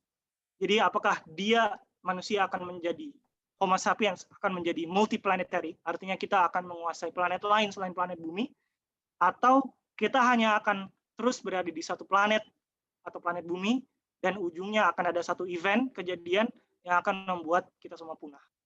Kayak gitu sih. Jadi itu cukup mengerikan, tapi saya sebenarnya percaya dengan quotes-nya Elon Musk. Ya balik lagi, kepercayaan saya bukan dogmatik sih, tapi kayak berasal dari pemahaman kepercayaan yang kuat pada adanya agama, dan ya di dalam agama kan dijelaskan bahwa ujungnya akan ada kiamat. Dan inilah yang menjadi dua kemungkinan ya. Menurut Harari, dunia ini seperti pendulum saat ini. Bisa jadi pendulum itu bukan pendulum ya, kayak sebuah bola yang digantungin pakai benang. Jadi dia bisa ke kanan atau ke kiri, atau dia bisa jatuh. Jadi arahnya itu sangat bisa berubah jika misalnya ada perubahan-perubahan yang coincidental, yang random, yang akhirnya membuat sejarah itu berubah. Karena menurut Harari ada banyak sekali perubahan-perubahan sejarah yang berasal dari hal-hal random yang terjadi gitu. Jadi ke depannya what next untuk sapiens? Tadi itu dua hal, yaitu either kehancuran secara massal atau transformasi yang menjadikan kita super intelligent being. Gitu sih. Ya. Itu aja akhir dari bedah buku Sapiens hari ini. Semoga sedikit banyak bermanfaat dan insightful. Kalau misalnya ada pertanyaan kita bisa diskusi, tapi balik lagi saya nggak mau ya diskusi yang akhirnya jadi debat kusir, kayak misalnya apakah Tuhan itu ada dan sebagainya. Cukup lagi insight buat kita semua untuk akhirnya mempertanyakan gitu, apakah belief kita yang sebelum-sebelumnya itu benar, dan akhirnya memilih apa aja belief atau gaya pemikiran yang kita mau ikuti dalam kehidupan gitu sih. Itu aja, terima kasih banyak. Assalamualaikum warahmatullahi wabarakatuh, dibalikin ke moderator. Waalaikumsalam. Waalaikumsalam warahmatullahi wabarakatuh. Luar biasa. Bahasannya dalam sekali nih. Ini adalah hasil dari baca buku Sapiens ya, jadi ya. Sapiens karya Yuval Noah, siapa namanya? Yuval Noah Harari. Yuval Noah Harari. Wah. Beliau ini sejarawan dari Yerusalem. Dri, tadi kita bahas sebelum kita masuk ke sesi diskusi ya. Gue mau ini dulu, Dri. Sedikit review bahwa tadi kita sudah bahas buku Sapiens ini kurang lebih konten garis besarnya itu overallnya itu membahas soal alur manusia dari sejarahnya sampai ke perkembangan sekarang ya. Di sini juga membahas soal revolusi, ada revolusi agrikultur, terus ada bagaimana manusia bersatu dari kerajaan disebabkan uang, disebabkan value ya, jadi berarti ya uang tuh berarti karena value ya, jadi. Iya, mitos menurut Harari itu fiksi, mitos yang dipercaya semua orang, itu shared beliefs. Dan kemudian pada akhirnya masuk ke zaman teknologi yang kemudian semakin teknologi berkembang malah manusia seperti semakin bingung. Are we happier? What do we do? What do we want to want? Wah, itu pertanyaan ultimate ya, jadi ya. Ini bahasan hari ini agak horor, kita bukan malam Jumat ya. Agak horor ya. Horor dalam versi lain ya. Horor versinya ilmuwan tuh begini. Versi ilmuwan. Kebetulan Fajri ini paling ilmuwan di antara semua brotherhood. Iya. Nggak juga sih, nggak tahu. Nggak juga ya. Ada banyak ya. Oke. Sebenarnya sebelum masuk ke pertanyaan-pertanyaan dari peserta, aku mau tanya, jadi kalau misalkan manusia itu tadi dikatakan makin lama membuat fiksi ya. Gimana sih fiksi itu alurnya? Ya, jadi fiksi itu maksudnya shared beliefs. Jadi manusia itu memberikan atribusi value kepada sesuatu yang sebenarnya secara empiris itu nggak ada. Nah, tapi itulah fungsi dari shared beliefs itu membuat manusia itu bisa berkooperasi, bekerja sama yang menjadikan manusia puncak rantai makanan gitu. Oke, aku mau tanya Dri, soal konten bukunya aja. Hmm. Di dalam bukunya itu dijelasin nggak sih bagaimana metode, kan tadi kan ada sejarah awal manusia. Ada detail ini nggak, detail metode penelitiannya sehingga para arkeolog tuh bisa membuat kesimpulan-kesimpulan seperti alurnya tuh begitu gitu. Detailnya kalau metode. Soalnya, saya belum selesai jadi. Soalnya kalau misalkan nggak ada penjelasan saintifik, saya khawatirnya ini juga merupakan sebuah fiksi. Merupakan fiksi, ultimate fiksi yang kemudian dituangkan di buku nggak tahu tujuannya apa. Seperti itu. Bagus. Pertama ya, dia penulis ini profesor Harvard. Jadi menurut saya kemungkinan dia melakukan fiksi itu sangat rendah. Yang kedua, dia ngasih kok kayak footnote gitu di setiap pernyataan-pernyataannya. Dan kita bisa langsung nge-refer di bagian appendix gitu sih. Jadi tentunya hal-hal yang disampaikan ini berdasarkan penelitian terbaru dari arkeolog dan sebagainya. Penelitian terbaru. Iya.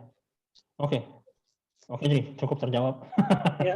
Jadi kalau mau tahu ini atau fiksi atau tidak, lebih baik diteliti sendiri, jadi beli bukunya, baca bukunya, lihat appendix-nya, diperiksa appendix-nya satu-satu ya. Diperiksa kebenaran appendix-nya satu-satu. Iya. Ingat ignoramus. Oh iya benar. Pada akhirnya ketika kita sudah berkembang ke masa sekarang ini, justru ignoramus yang benar ya. Iya, kita mempertanyakan kembali semua yang kita tahu. Wah, berarti barusan saya mengeluarkan pertanyaan yang merupakan ciri khas dari orang yang sudah melalui scientific revolution, Masya Allah. Secara individu ya? Oke. Secara individu. Diskusi. Ada yang mau nanya? Barangkali ada yang mau nanya, ini kalau tadi selama diskusi belum ada pertanyaan ke saya, mungkin kalau sekarang udah masuk ke sesi tanya-jawab, boleh langsung aja di unmute, langsung tanya ya. Ya, disclaimer ya teman-teman, aku tidak memiliki semua jawabannya. I don't have all the answers. Jadi dan tentunya banyak hal-hal yang berasal dari opini saya pribadi gitu ya. Jadi ya ini jangan langsung anggap hal yang saya sampaikan itu kebenaran, tapi tentunya dianggap opini aja gitu. Ini diskusi terbuka. Oke, mangga teman-teman yang mau nanya. Saya tidak ini ya Pak, tidak menanyakan sebetulnya. Ini ada insight baru ya dari hasil. Kenapa ya? Cuman ada beberapa yang mungkin kita saya mulai pengetahuan saya yang dangkal ini gitu kan. Jadi kalau kredit itu memang bukan basicnya dari bunga sebetulnya, tapi memang berbasis dari paham kapitalis. Ya itu kan sebetulnya di dunia ini kan dikuasai oleh 10 keluarga sebetulnya, termasuk Rockefeller gitu kan. Terus yang menguasai emas itu orang Inggris gitu kan ya. Nah, dia diatur termasuk perbankan juga, jasa keuangan itu diatur oleh keluarganya sesuai dengan kesepakatan di Basel gitu kan ada. Nah, jadi kredit itu memang basicnya itu adalah kepercayaan, credere bahasa Latinnya, creditum bahasa Yunaninya. Jadi memang dasarnya kepercayaan. Tapi memang bunga itu menjadi suatu hal, pemodal itu mengharapkan menyedot asetnya si peminjam sebetulnya. Itu konsep kapitalis gitu kan. Jadi seperti itu, karena saya memang basic dari perbankan ya Pak. Nah, dan saya sepakat gitu ya, hal-hal yang disampaikan gitu kan, jadi ada bursa saham itu kan hanya pemain-pemain tertentu ya, betul, kayak Warren Buffett gitu kan ya. Nah, seperti itu ya. Nah, itu kan keluarganya sebetulnya cuma 10 keluarga di dunia itu yang menguasai sebetulnya, dan itu punya kesepakatan gitu loh, kesepakatan bagaimana cara memperdaya dengan konsep kapitalis itu. Sebetulnya kalau memang kita balik dengan konsep istilahnya yang ekonomi syariah itu tidak akan terjadi seperti itu, dan istilahnya nanti tidak akan ada, asal misalkan menciptakan uang dinar berbasis emas gitu kan, itu akan meminimalisir inflasi. Setiap jam kita berpindah negara itu nggak akan berkurang nilai intrinsik uangnya gitu kan, nilai value uangnya gitu kan. Sementara kita kalau misalkan kita berperjalanan ke 5 negara gitu kan dalam satu periode 2 hari aja, itu kita turun misalkan di Singapura, dalam sekian jam kita udah turun berapa nilai uang kita, terus ditukarkan lagi di negara misalkan transit di Dubai atau di mana, itu kan turun. Nah itu sebetulnya ada konsep ada komoditas sebetulnya, bukan sebagai alat tukar lagi, udah komoditi. Nah itu kan konsep-konsep kapitalis sebetulnya. Sebetulnya ya sebagai kita rujukan aja. Oh yang sebaiknya yang pakai yang mana gitu. Mungkin itu Pak, itu Mas dari Terima saya. kasih Pak Yan. Tentunya pasti Pak Yan jauh lebih paham dibandingkan mungkin kita semua yang ada di sini ya terkait sistem kapitalis karena orang praktisi gitu. Tapi menarik banget Pak. Konsep yang pertama yang saya tangkap, efek prinsip Pareto sebenarnya Pak ya, 80-20. Jadi 20% yang menguasai dunia, 80% kekayaan dunia berasal dari 20% orang di dunia itu sendiri gitu. Jadi ya betul, tadi ada 10 keluarga termasuk Rockefeller, mungkin orang-orang yang suka baca tentang teori konspirasi mungkin lebih tahu ya. Tapi itu saya juga percaya sih Pak. Ya, siap. Saya juga sih percaya Pak terkait. Nah, hal kedua yang saya tangkap dari Pak Yan juga bagaimana salah satu konsekuensi anaknya cicitnya ya kali ya, kapitalis juga selain kredit itu uang sebagai komoditas, karena kita main tuker-tuker konversi duit, jadinya malah jadi padahal intrinsic value-nya berbeda tapi kita dapat keuntungan dari situ. Betul. Komoditas gitu ya. Betul. Menarik banget lah. Makasih Pak Yan.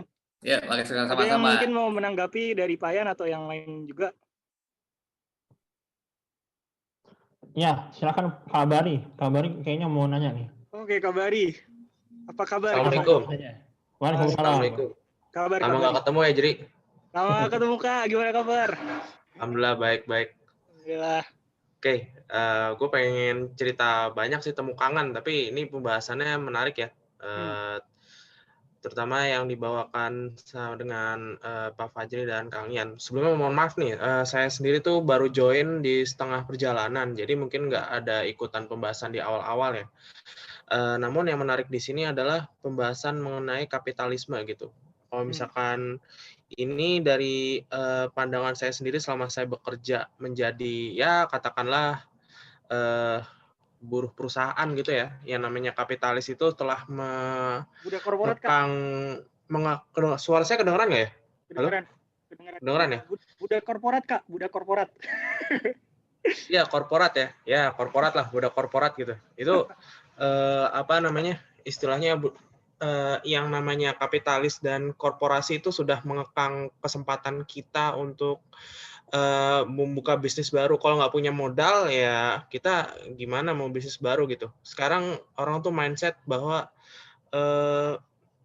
kalau mau buka bisnis baru startup harus punya investor gitu, investornya harus besar gitu. Nah mungkin dari teman-teman ini kan dari bukunya kan membaca tentang scientific revolution ya, ngebahas nggak bagaimana sebaiknya kita menanggapinya gitu loh, endingnya, conclusionnya kita atau mungkin dari Fajri sendiri setelah baca buku nih langkah apa yang sebaiknya kita ambil gitu.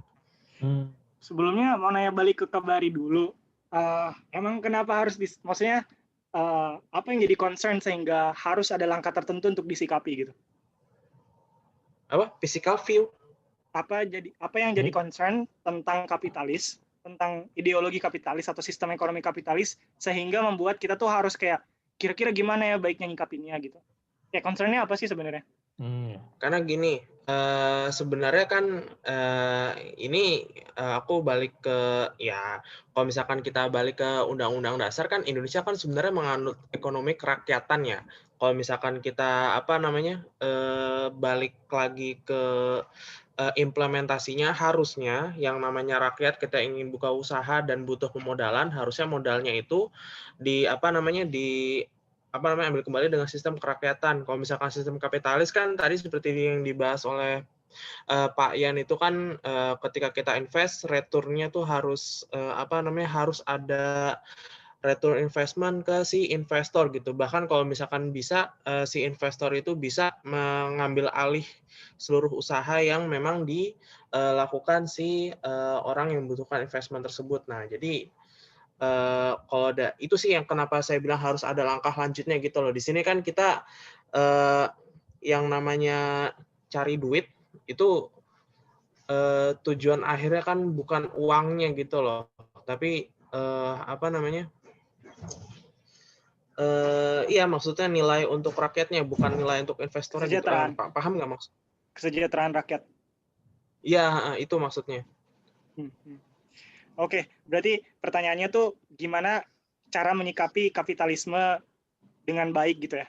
Yang mana seperti yang Harari udah sebutin sebelumnya, ada banyak sekali. Bahkan ada bab judulnya The Capitalist Hell. Jadi kayak neraka yang disebabkan oleh para kapitalis gitu. Yang tadi ada banyak banget binatang yang menderita, kemudian akhirnya orang-orang menganut konsumerisme dan sebagainya. Dan adanya perbudakan itu karena perkembangan bebas. Jadi memang Harari di dalam bukunya bilang bahwa kapitalisme yang tidak dikontrol itu adalah malapetaka. Dia bilang sendiri kan. Ketika growth jadi tujuan utama, yang tidak dikontrol dan sehingga tidak ada konsiderasi etis untuk mengontrol growth tersebut, maka yang terjadi adalah malapetaka. Karena jutaan orang mati karena ketidakpedulian dan kerakusan kapitalisme gitu. Jadi memang seperti yang tadi Pak Bari bilang, sebenarnya kalau menurut saya pribadi sih konsep ekonomi kerakyatan itu memang sebuah ideologi, sebuah prinsip yang memang pendiri bangsa ini tuh mau gitu, bahwa tujuan dari adanya aktivitas ekonomi bukan untuk perkembangan. Adam Smith kan bilang greed is good karena dia maunya greed sama dengan economic growth gitu. Maka tujuan akhirnya ekonomi adalah pertumbuhan ekonomi. Nah itu kan salah menurut saya pribadi ya, dan menurut saya itulah yang jadi dasar dari tumbuhnya ideologi bahwa ujungnya buat apa sih kita bertransaksi secara ekonomi? Buat makmur kan, buat sejahtera. Nah, apa itu kesejahteraan? Itulah yang menurut saya harus didefinisikan lebih lanjut sih. Apakah kesejahteraan itu adalah happiness, kebahagiaan? Berarti apa? Subjective well-being. Nah, berarti apa yang kira-kira membuat kita bisa lebih bahagia dengan adanya aktivitas ekonomi? Kan pertanyaan-pertanyaan itu mungkin kalau kita mau ibaratnya berfilosofi ya, kita bertanya pertanyaan kayak gitu.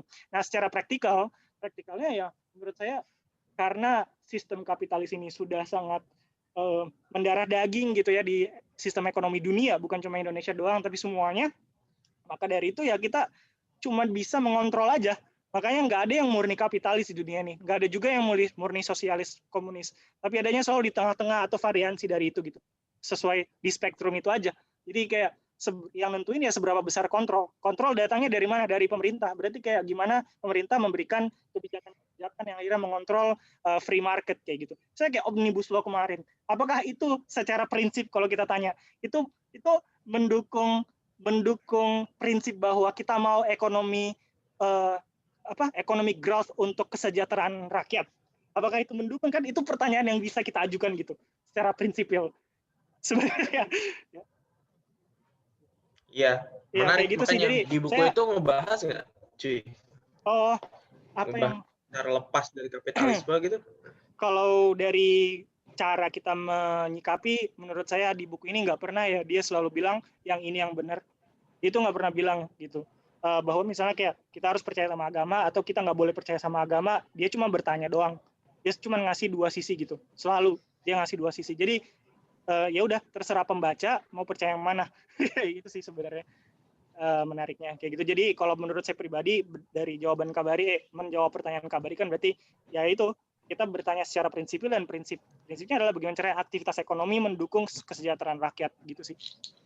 Sehingga prakteknya misalnya kita punya lebih banyak kontrol gitu terhadap aktivitas ekonomi di sistem kapitalis. Oke, thank you Kabari. Ada tanggapan dulu atau yang lain mungkin? Sepertinya buku ini netral, value-nya netral ya, jadi maksudnya berusaha netral ya. Dalam artian membahasnya. Bukan jelek ya, tapi kayak ya bertolak belakang lah sama banyak agama. Oh gitu tuh. Ya makanya kita ini adalah pokoknya sesuai ambil yang bagusnya. Iya. Oke, jadi ada yang angkat tangan nih, jadi. Mangga siapa? Saya namanya tadi kok ke scroll. Ini Azaria Rahma. Ini ibu saya. Boleh kan bertanya? Boleh, ibu. Itu ibu saya, Azaria Rahma, ibu saya, teman-teman. Silakan, saya nggak nyangka ibu saya datang. Oke. Kapitalis kan. Terima kasih untuk kesempatan yang diberikan. Ini kan saya tidak mengikuti dari awal, jadi saya pernah Fajri pernah cerita bahwa dia membaca buku ini, kemudian dia share beberapa hal. Jadi dari situ saya dapat gambaran bahwa buku ini memang secara secara global dan sangat istilahnya gigantik, sangat besar sekali memaparkan sejarah umat manusia dari awal sampai kondisi saat ini. Mungkin kalau bisa di beberapa periode mungkin akan dikelompok-kelompokkan sampai di abad modern atau high teknologi seperti ini, teknologi tinggi. Nah, saking banyaknya mungkin periode-periode itu atau saking banyaknya fakta-fakta yang dikemukakan oleh penulis Harari itu sampai saya tidak melihat kira-kira poin penting Harari untuk menulis buku ini kira-kira apa ya. Itu yang saya minta dari Fajri. Kemudian kenapa Homo sapiens seperti kita menurut dia? Itu mungkin dari kacamata dia sebagai seorang ateis.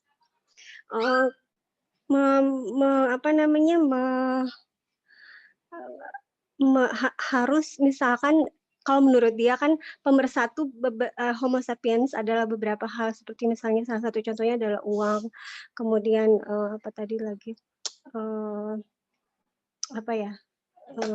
agama mungkin ya kalau saya tidak salah tangkap. Maaf kalau saya salah. Atau mungkin juga ya karena kita memang jelas paradigma berpikir kita akan berbeda sebab dia melihatnya dari point of view seorang ateis, kemudian kita kan pasti akan dilingkupi oleh agama, kemudian kultur, dan pasti akan melihat dari perspektif yang berbeda. Nah itu kalau menurut Fajri seperti apa ya itu point of view-nya Harari itu? Apa sih yang ingin dia sampaikan dengan menulis buku ini gitu? Kalau buat saya, kalau misalkan banyak hal-hal yang menurut kita yang awam ini kita tidak sampai pada posisi seperti dia menggambarkannya, kemudian dia tahu persis apakah itu nyata atau tidak, ya saya hanya menganggap buku ini sebagai sebuah fiksi. Itu dia. Jadi sisi ilmiahnya di mana? Itu dia maksudnya. Karena walaupun secara ilmiah dan bahasa yang sangat-sangat akademis mungkin ya, tapi kalau point of view dia kemudian ya mungkin akan didukung oleh data ya, tapi apakah kita harus setuju dengan pemaparan dia di buku itu gitu. Meskipun ya beberapa hal memang akan sinergis, kemudian juga ya memang nyata seperti apa yang digambarkan oleh sejarah. Itu aja sih yang saya tangkap. Terima kasih, maafkan saya kalau salah. Itu dulu. Assalamualaikum warahmatullahi wabarakatuh. Waalaikumsalam warahmatullahi wabarakatuh. Makasih Bu. Aduh, saya jadi bingung menanggapinya. Pertanyaan langsung dari ibu saya sendiri. Maaf, Fajri. Ya, bagus Bu. Bidu mungkin bisa bantu dirangkum pertanyaan ada 2 tadi ya. Yang pertama apa saya lupa. Tujuan dari penulisan buku ini apa? Oh ya. Terus yang kedua gimana pandangan saya terhadap fakta bahwa Harari ini ateis ya? Ya. Nah, oke. Mungkin yang pertama tujuan dari penulisan buku ini apa? Menurut saya pribadi sebenarnya kalau dari komen-komen orang ya, yang saya sebenarnya setuju bahwa belum ada buku yang akhirnya menarasikan dalam narasi yang menarik, maksudnya kayak thought provoking dari awal kemunculan manusia sampai sekarang, dan akhirnya memberikan insight terhadap apa yang akan terjadi ke depannya. Itu memang belum ada. Itu saya nggak tahu ya, ini berdasarkan komen orang, tapi kalaupun misalnya memang seperti itu, berarti mungkin itulah tujuannya gitu.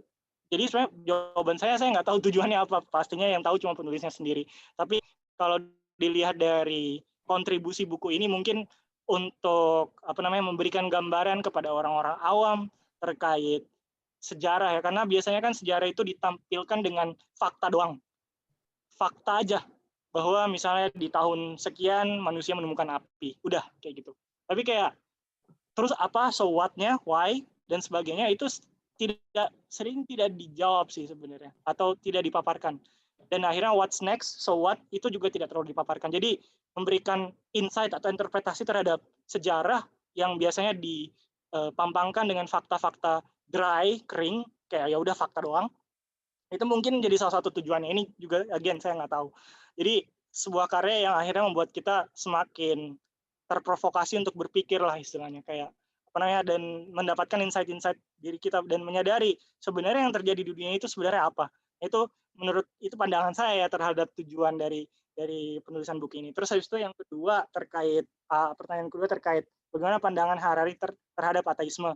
Nah mungkin kalau menurut saya pribadi sih ini pandangan saya pribadi ya, tapi saya ngerasa ateis itu keuntungannya adalah dia, agen ini tidak berarti bahwa saya mendukung ateis atau dan sebagainya, karena ini juga pernah dikasih tahu oleh saya belajar justru dari salah satu syekh yang saya segani gitu, itu Syekh Hamzah Yusuf. Dan biasanya ya kalau beliau mengatakan, Syekh Hamzah Yusuf mengatakan bahwa kebanyakan ateis justru adalah orang yang keuntungannya ya biasanya dia lebih objektif.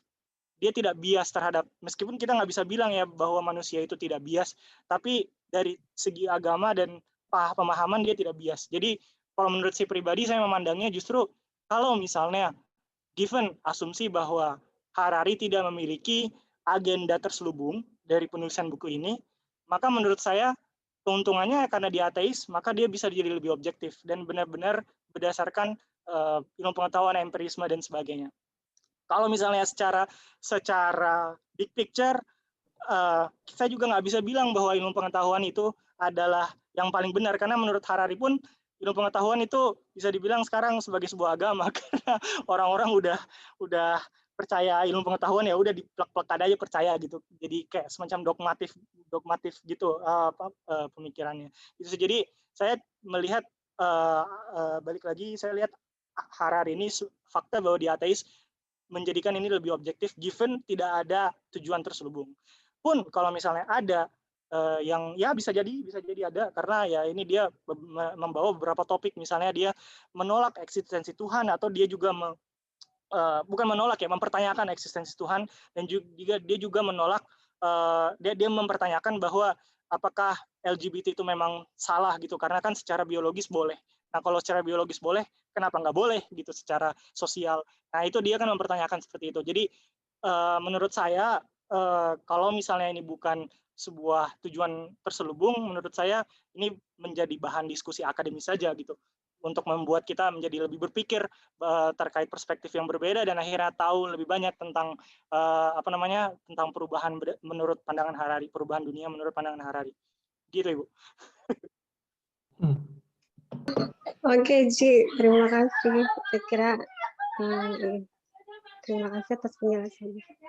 Baik, itu aja. Widu, terima kasih banyak atas kesempatan yang diberikan. Ya, Assalamualaikum warahmatullahi wabarakatuh. Oke, ini Bro Vida nih mau menanggapi. Apa yang mau ditanggapi, Vida? Oke, Assalamualaikum warahmatullahi wabarakatuh. Selamat malam semuanya. Terima kasih sudah meluangkan waktunya untuk join diskusi Brotherhood pada malam hari ini ya. Terima kasih juga khusus untuk Fajri karena telah menghadirkan sajian makan malam yang sangat bergizi ya. Gue belum makan. Makanya silahkan makan dulu. Makanya menikah biar ada yang bisa membantu menyiapkan makan. Amin. Sebenarnya di awal karena kebetulan saya juga host, di awal saya sudah berniat untuk memposisikan diri sebagai penikmat begitu ya.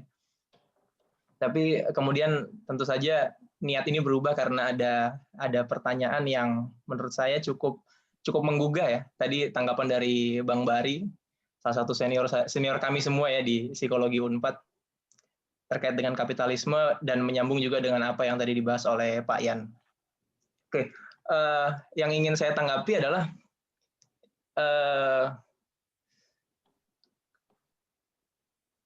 kapitalisme di Indonesia. Saya ingin menyatakan dulu sebuah statement opini pribadi yang didukung oleh bukti-bukti yang cukup, menurut saya cukup lah untuk bisa disebut sebagai argumen. Menurut saya, kapitalisme murni yang diajukan oleh Adam Smith dalam buku The Wealth of the Nation itu tidak match dengan antropologinya masyarakat Indonesia. Sehingga muncul gejolak-gejolak yang tadi disampaikan oleh Bang Bari, baik pada level legal formal hukum negara kita maupun pada level gejolak-gejolak pada level masyarakat individu. Legal formalnya kita bisa lihat Undang-Undang Dasar 1945 ideologinya mengarah kepada ekonomi kerakyatan, sementara kapitalisme Adam Smith ruhnya mengarah kepada pemodal begitu ya. Sementara gejolak-gejolak di level individu kita bisa lihat protes buruh ada di mana-mana, termasuk kebetulan saya juga buruh kan. Kebetulan jadi di dalam diri saya pun ada protes-protes terkait dengan yang paling baru saja Omnibus Law terakhir itu ya. Itu salah satu bukti tidak cocoknya kapitalisme terhadap antropologi masyarakat Indonesia.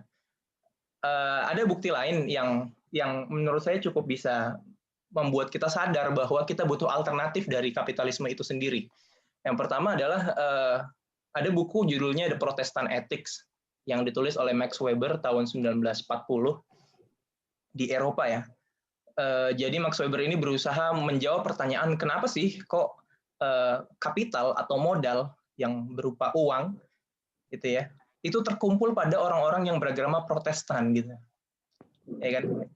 Makanya disebut Protestant Ethics. Nah, ternyata orang-orang Protestan itu punya value, punya nilai dalam agamanya yang mengatakan bahwa bekerja itu adalah bagian dari panggilan suci, sehingga bekerja adalah part of ibadah gitu ya, part of pengabdian kepada Tuhan, sehingga dia terus melakukan aktivitas kerja secara optimal, secara cerdas, secara optimal, sehingga kapitalnya itu bisa datang ke dia gitu. Nah, kemudian oleh David McClelland dilanjutkan lagi dalam bukunya The Achieving Society.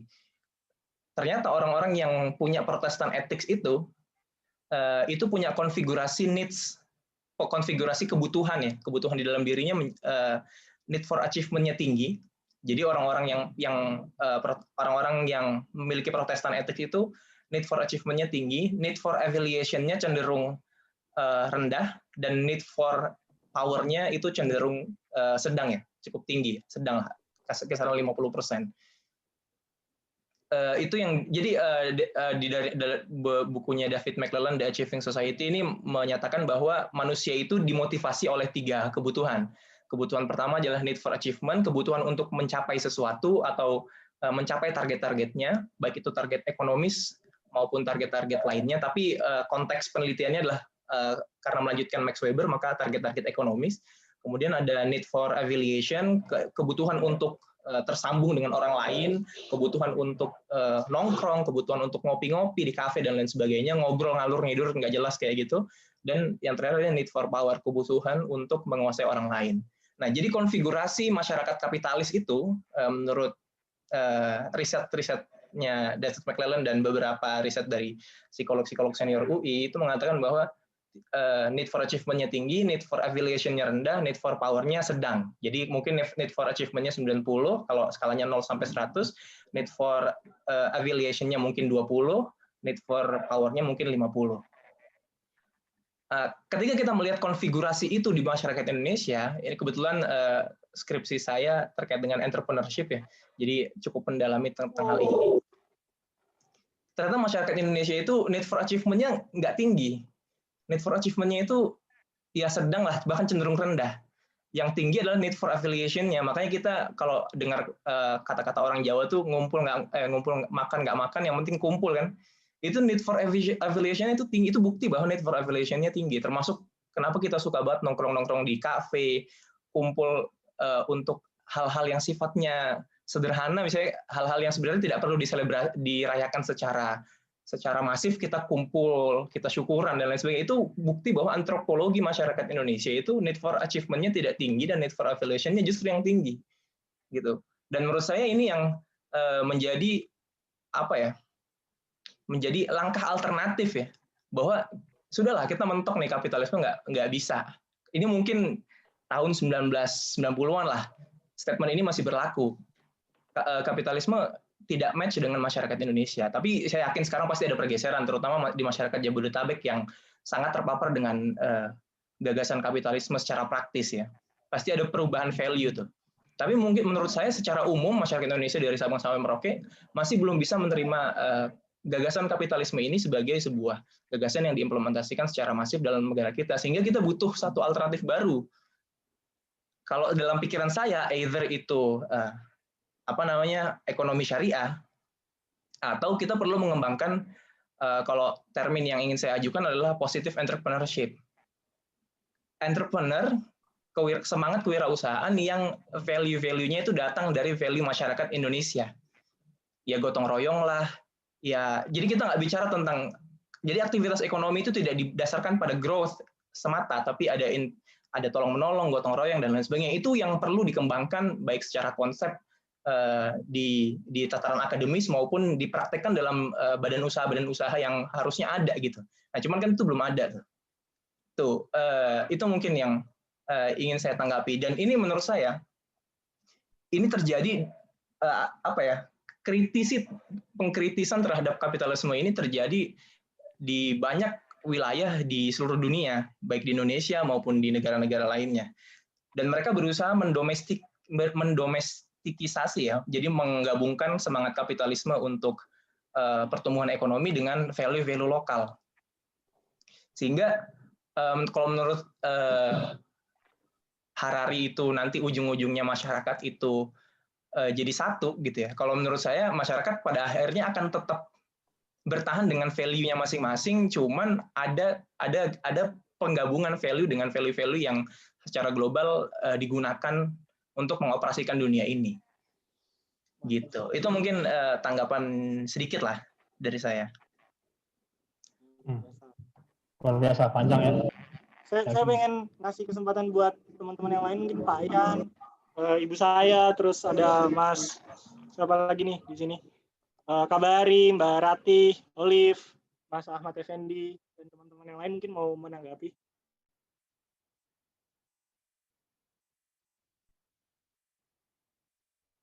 Nggak ada, jadi. Oke, kalau dari saya pribadi sih, itu menarik banget dua hal yang disampaikan Vida tentang pertama ketidakcocokan antara kapitalisme dan antropologi Indonesia, orang Indonesia, dan kemudian yang kedua adalah karena ketidakcocokan itu maka kemungkinan kita akan melihat domestikasi dari kapitalisme untuk diadopsi ya di masyarakat-masyarakat masing-masing.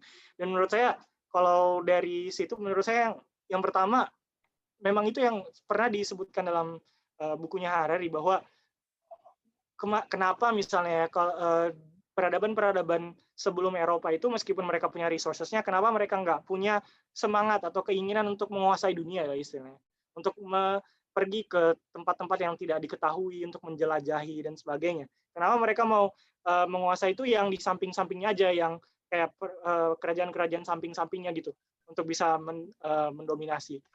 Nah, itu yang menurut saya menarik karena memang menurut saya ujungnya itu ada di belief structure yang paling dasar, yang akhirnya membuat mereka memiliki culture dan cara berperilaku tertentu. Misalnya orang Indonesia mungkin ya need for evaluation-nya lebih tinggi gitu dibandingkan orang-orang Eropa, dan mungkin memang orang Eropa memiliki need for achievement yang tinggi. Nah, pertanyaannya apakah yang tadi tidak bilang apa akan ada pergeseran value? Karena kalau menurut Harari kan memang akan ada perubahan karena adanya kerajaan, maka yang diadopsi masyarakat yang diperintah itu akan mengadopsi kultur. Kerajaannya hilang, tapi kulturnya tetap dia merging dengan kultur yang sudah ada gitu. Kultur misalnya masyarakat Mesir kan sekarang punya kultur Arab-Araban ya, karena dia merging dengan kultur yang sudah ada setelah kerajaan Islam selesai di sana gitu. Jadi meskipun kerajaan Islam udah nggak ada, tapi tetap aja budayanya diadopsi. Menurut Harari itu akan terjadi di seluruh tempat. Nah, ini saya nggak punya komen sebenarnya, maksudnya saya nggak punya pandangan bahwa nanti bakal domestikasi, nanti nggak bakal domestikasi. Menurut saya tergantung dari pemikiran orang-orang. Semakin banyak orang yang akhirnya memiliki independent thinking, yang sebenarnya menentang pemikiran-pemikiran yang sudah ada, yang yang besar, misalnya kayak kapitalis dan sebagainya. Contohnya, mungkin kita harus kembali lagi ke ekonomi syariah, mungkin kita harus menggantikan dolar sebagai mata uang dunia, mungkin kita harus menggantikan sistem. Ketika ada pemberontakan seperti itu, menurut saya si pendulum dunia itu bisa berubah sekali.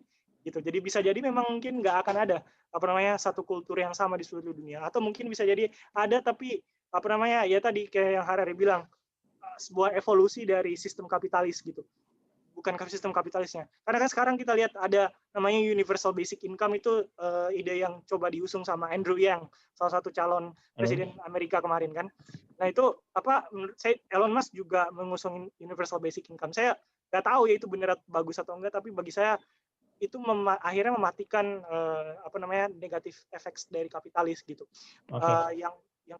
Yang kedua adalah bagaimana banyak sekali anak-anak muda, pernah ada penelitian, saya pernah baca, saya lupa dari mana, tapi bahwa anak milenial sekarang itu lebih cenderung untuk menolak sebenarnya prinsip kapitalis murni, dan justru akan ada semacam pergeseran ke arah sosialis, yaitu kayak semua orang mendapatkan hak yang sama dan sebagainya. Kayak ide itu mulai bermunculan di generasi baru milenial. Itu jadi emang bisa banget sih akhirnya kita kayak berdomestikasi, tapi bisa juga kita kayak berevolusi gitu. Bahkan pun misalnya kita kembali ke ekonomi syariah, kan atau ya kita punya sistem ekonomi lain selain kapitalis di Indonesia. Apakah itu akan menafikan gitu atau bertolak belakang dengan sistem kapitalis yang saya bilang di sini? Kan di sini pre-modern ekonomi itu cuma produksi sama profit. Kalau modern ekonomi kan siklus profit production. Apakah ketika misalnya kita ganti sistem kapitalis jadi free market tidak menguasai, tapi apakah kita akan meninggalkan prinsip ini? Kalau misalnya kita meninggalkan prinsip profit masuk ke production, apakah itu bukankah berarti kita tetap juga kapitalis in a way gitu kan? Jadi kan kalau menurut saya pribadi, sistem ekonomi Islam yang kemarin yang at least yang kita tahu ya waktu kekhalifahan kemarin kan misalnya dia memang linear sebenarnya, linear economic growth, bukan kapital. Kalau kapital kan dia grafiknya kayak gelombang gitu, jadi kayak kadang-kadang tinggi turun lagi, tinggi turun lagi, tapi secara big picture-nya dia selalu naik. Nah kalau dulu linear ekonomi dia cuma garis lurus ke atas gitu. Nah ini menurut saya ketika misalnya kita memang berubah menjadi sebuah sistem ekonomi baru, apakah kita akan mengadopsi prinsip ini gitu, prinsip capital base? Itu sih. Jadi ya ada yang lain, mungkin Pak Ayan nih udah buka mic. Saya nambahin saja ya, nambahin aja. Dalam kondisi krisis ya, waktu pertama tahun 88, tahun 2008 ya, terus kejadian 2008 2010 ya, tahun 98, tahun 88 98, terus tahun 2009 dan sekarang 2020 ya. Itu hampir siklusnya itu 10 tahun ya, 10 tahun. Cuman berbagai event. 88 dulu sampai keluar Pakto 88. Bunga perbankan itu bisa sampai 12 sampai 20% ya deposito. Tahun 98 itu hanya krisis keuangan yang dimulai dari Thailand. Krisis perbankan sebetulnya. Yang ngerambat sedikit ke Indonesia, tidak semua sektor kena.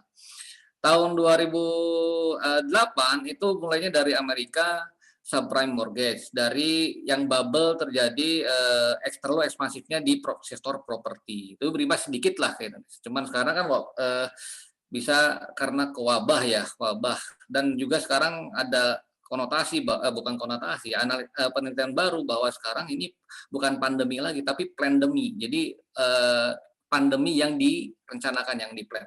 Nah, tapi kalau kita lihat dari sisi sektor jasa keuangan ya di perbankan, kemarin saya ikut webinar dan saya juga sebagai moderator di sana. Dari pihak OJK menyampaikan evaluasi bahwa ternyata perbankan syariah itu lebih struggle.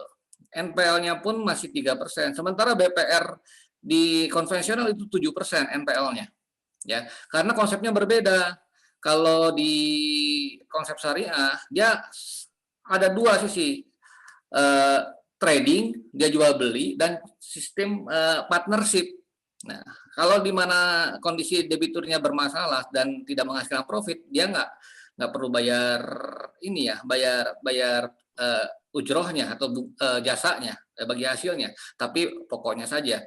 Nah, sementara kalau konvensional tidak melihat seperti itu, mau lagi tinggi, lagi seret, penghasilannya tetap harus setor sama, gitu kan. Nah, saya lihat juga pada saat mengikuti acara di Cafe Gama UGM ya, itu juga tim syariah dari BCA Syariah, BNI Syariah dan sebagainya menyampaikan ternyata perbandingan bank syariah itu lebih growth dibandingkan dengan konvensional, dan profitnya pun itu juga ternyata tidak terkoreksi, malah tumbuh gitu loh dibandingkan dengan bank konvensional yang banyak terkoreksi gitu loh, dari NIM-nya dan sebagainya. Dan ini menandakan ternyata ekonomi syariah yang bukan konsep kapitalis itu sangat resilient dalam kondisi saat ini gitu. Nah, ini juga udah teruji sebetulnya, tinggal ini pilihan. Dan saya juga apanya Pak? Resilient mungkin ya, bukan resilient ya, resilient ya. Jadi lebih struggle lah, lebih kuat lah, tahan banting dengan menjawab kondisi. Nah, sementara memang ada wacana dulu ya dari seorang ekonom ya, Antonius orang Muslim ya, Antonius apa itu? Terus juga dari Mahathir Muhammad ingin menyatukan satu mata uang itu dinar gitu kan, itu yang bisa menjawab sementara tentang ekonomi yang bisa kuat lah dengan kondisi yang lagi gak gunjang yang fuka saat ini gitu. Itu mungkin dari saya tambahannya. Saya mau nanya Pak, itu menurut saya kira-kira kenapa tuh ekonomi syariah bisa akhirnya growing dan resilient?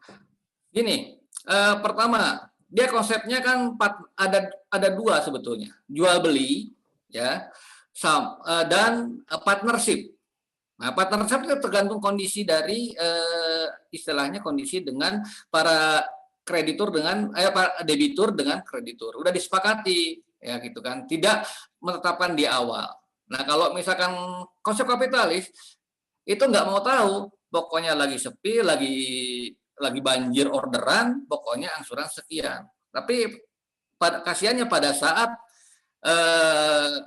kondisinya memang lagi down sekarang, istilahnya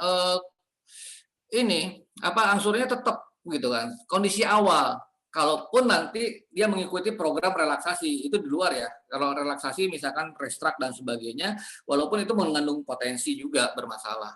Nah, terus juga ya ini kita lihat dan lihat data juga realisasi sampai dengan per Oktober kemarin ternyata memang menjawab gitu loh. Angka itu membuktikan ternyata memang dari sisi BPR maupun perbankan umum yang syariah dibandingkan dengan yang konvensional ternyata lebih struggle yang syariah sebetulnya dalam menjawab tantangan ini gitu. Mungkin itu Pak. Oke, jadi poinnya memang ekonomi syariah terbukti lebih struggle ya di masa-masa seperti ini ya. Baik. Ya. Oke, jadi gimana, ada yang mau ditambahin? Tapi sebenarnya sih waktu sudah mau habis, mungkin ada statement terakhir. Waktu sudah mau habis, tapi ini Kak Bari mau nanya. Mungkin nanti bisa di luar sesi ya Kak Bari ya. Di grup aja paling. Ya, jadi kelebihan dari Brotherhood Live Talks ini kita memang membuat grup ya. Di dalam grup itu nanti kalau misalkan kita teman-teman ada yang mau diskusi apa, bisa bertanya di situ, bisa membuka diskusi di situ. Memang dari sejak seri kita yang pertama yang self development in Ramadan kita sudah punya sistem seperti itu. Saya mohon maaf nih untuk yang di Zoom kita sudah habis malah waktunya, sudah lewat jam 10. Iya gitu. Mungkin Fajri ada statement terakhir nih, statement terakhir kayak mau apa aja.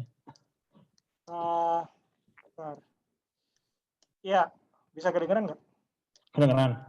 Oke, jadi mungkin statement terakhir kita mudah-mudahan dari buku ini bisa memberikan insight ya, bagaimana arah manusia, sejarahnya, perkembangan, dan kita menyadari bahwa memang dalam 500 tahun terakhir secara statistik kita banyak melakukan hal gitu. kita memberikan lebih banyak dampak pada bumi, dan apakah itu for the good or the bad, apakah itu hal yang baik atau tidak, dan apakah progres kita ini sesuatu yang baik atau tidak gitu, dan yang akan bertambah jauh lebih banyak berkali-kali lipat di masa depan, itu hal yang baik atau tidak.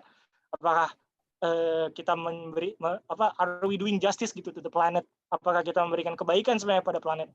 Itu hanya kita yang bisa jawab sebenarnya sih sebagai manusia, kayak gitu. Jadi mungkin sedikit banyak di taraf individual kita bisa berpikir bahwa at least cobalah kita di sistem kapitalis yang sudah banyak merenggut nyawa, kita bisa menyelamatkan nyawa. Cobalah kita di sistem kapitalis yang banyak menghabiskan resource dan membuat banyak tumbuhan dan binatang punah, cobalah kita menyelamatkan tumbuhan dan binatang, kita mengurangi sampah dan sebagainya. Jadi melakukan hal-hal yang bisa menyelamatkan planet dan menyelamatkan manusia sih sebenarnya.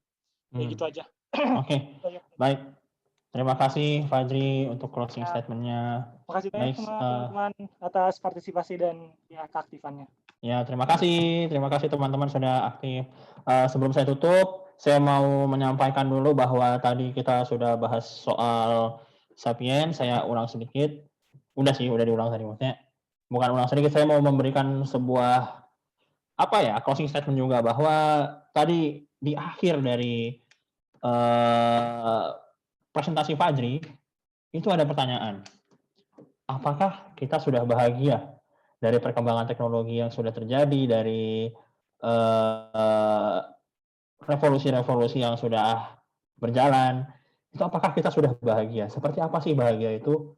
Nah, pertanyaan itu bisa kita jawab nanti di sesi berikutnya. Sesi berikutnya dari Ahmad Fida Abdullah yang tadi bertanya juga ya, yang tadi menanggapi saudara Fajri, Bro Fajri, itu akan membawakan terkait apa, Fit? Bisa dibaca, Fit? Lupa saya. Halo? Ya, atau pokoknya tentang happiness. Apa ya? Happiness. Saya agak lupa juga nih judulnya. Banyak soalnya.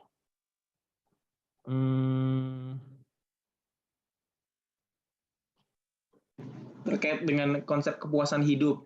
Nah, kepuasan hidup. Yang basicnya memang happiness. Oke.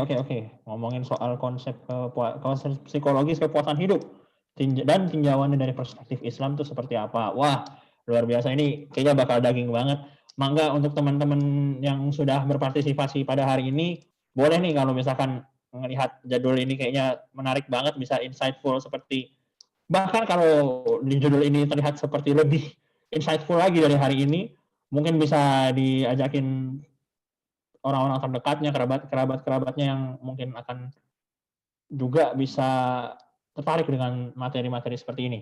Oke, baik, saya akhiri presentasi hari ini. Saya akhiri diskusi hari ini. Presentasi. Saya akhiri diskusi hari ini. Sekarang kita mau ada foto bersama dulu atau bagaimana? Ya, foto. Ya, monggo dibuka kameranya ya, teman-teman yang mau membuka kamera buat dokumentasi kita. Ya, nggak bisa, tapi maaf. Malah pematerinya nggak bisa buka kamera.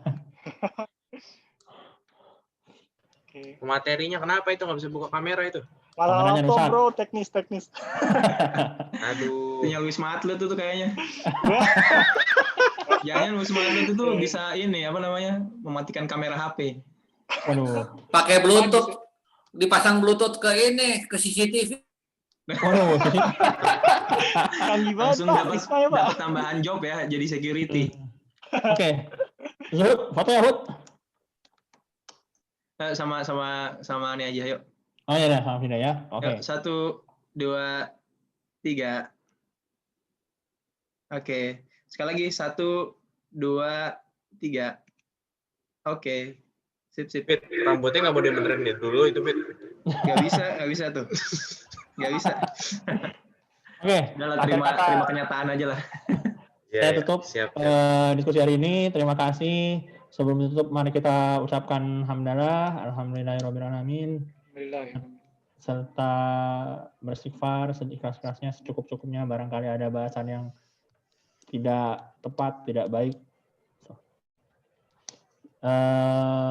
Terakhir, saya ucapkan terima kasih dari saya sendiri. Assalamualaikum warahmatullahi wabarakatuh. Waalaikumsalam. Waalaikumsalam. Waalaikumsalam warahmatullahi wabarakatuh. Udah, sampai jumpa lagi. Sampai jumpa besok.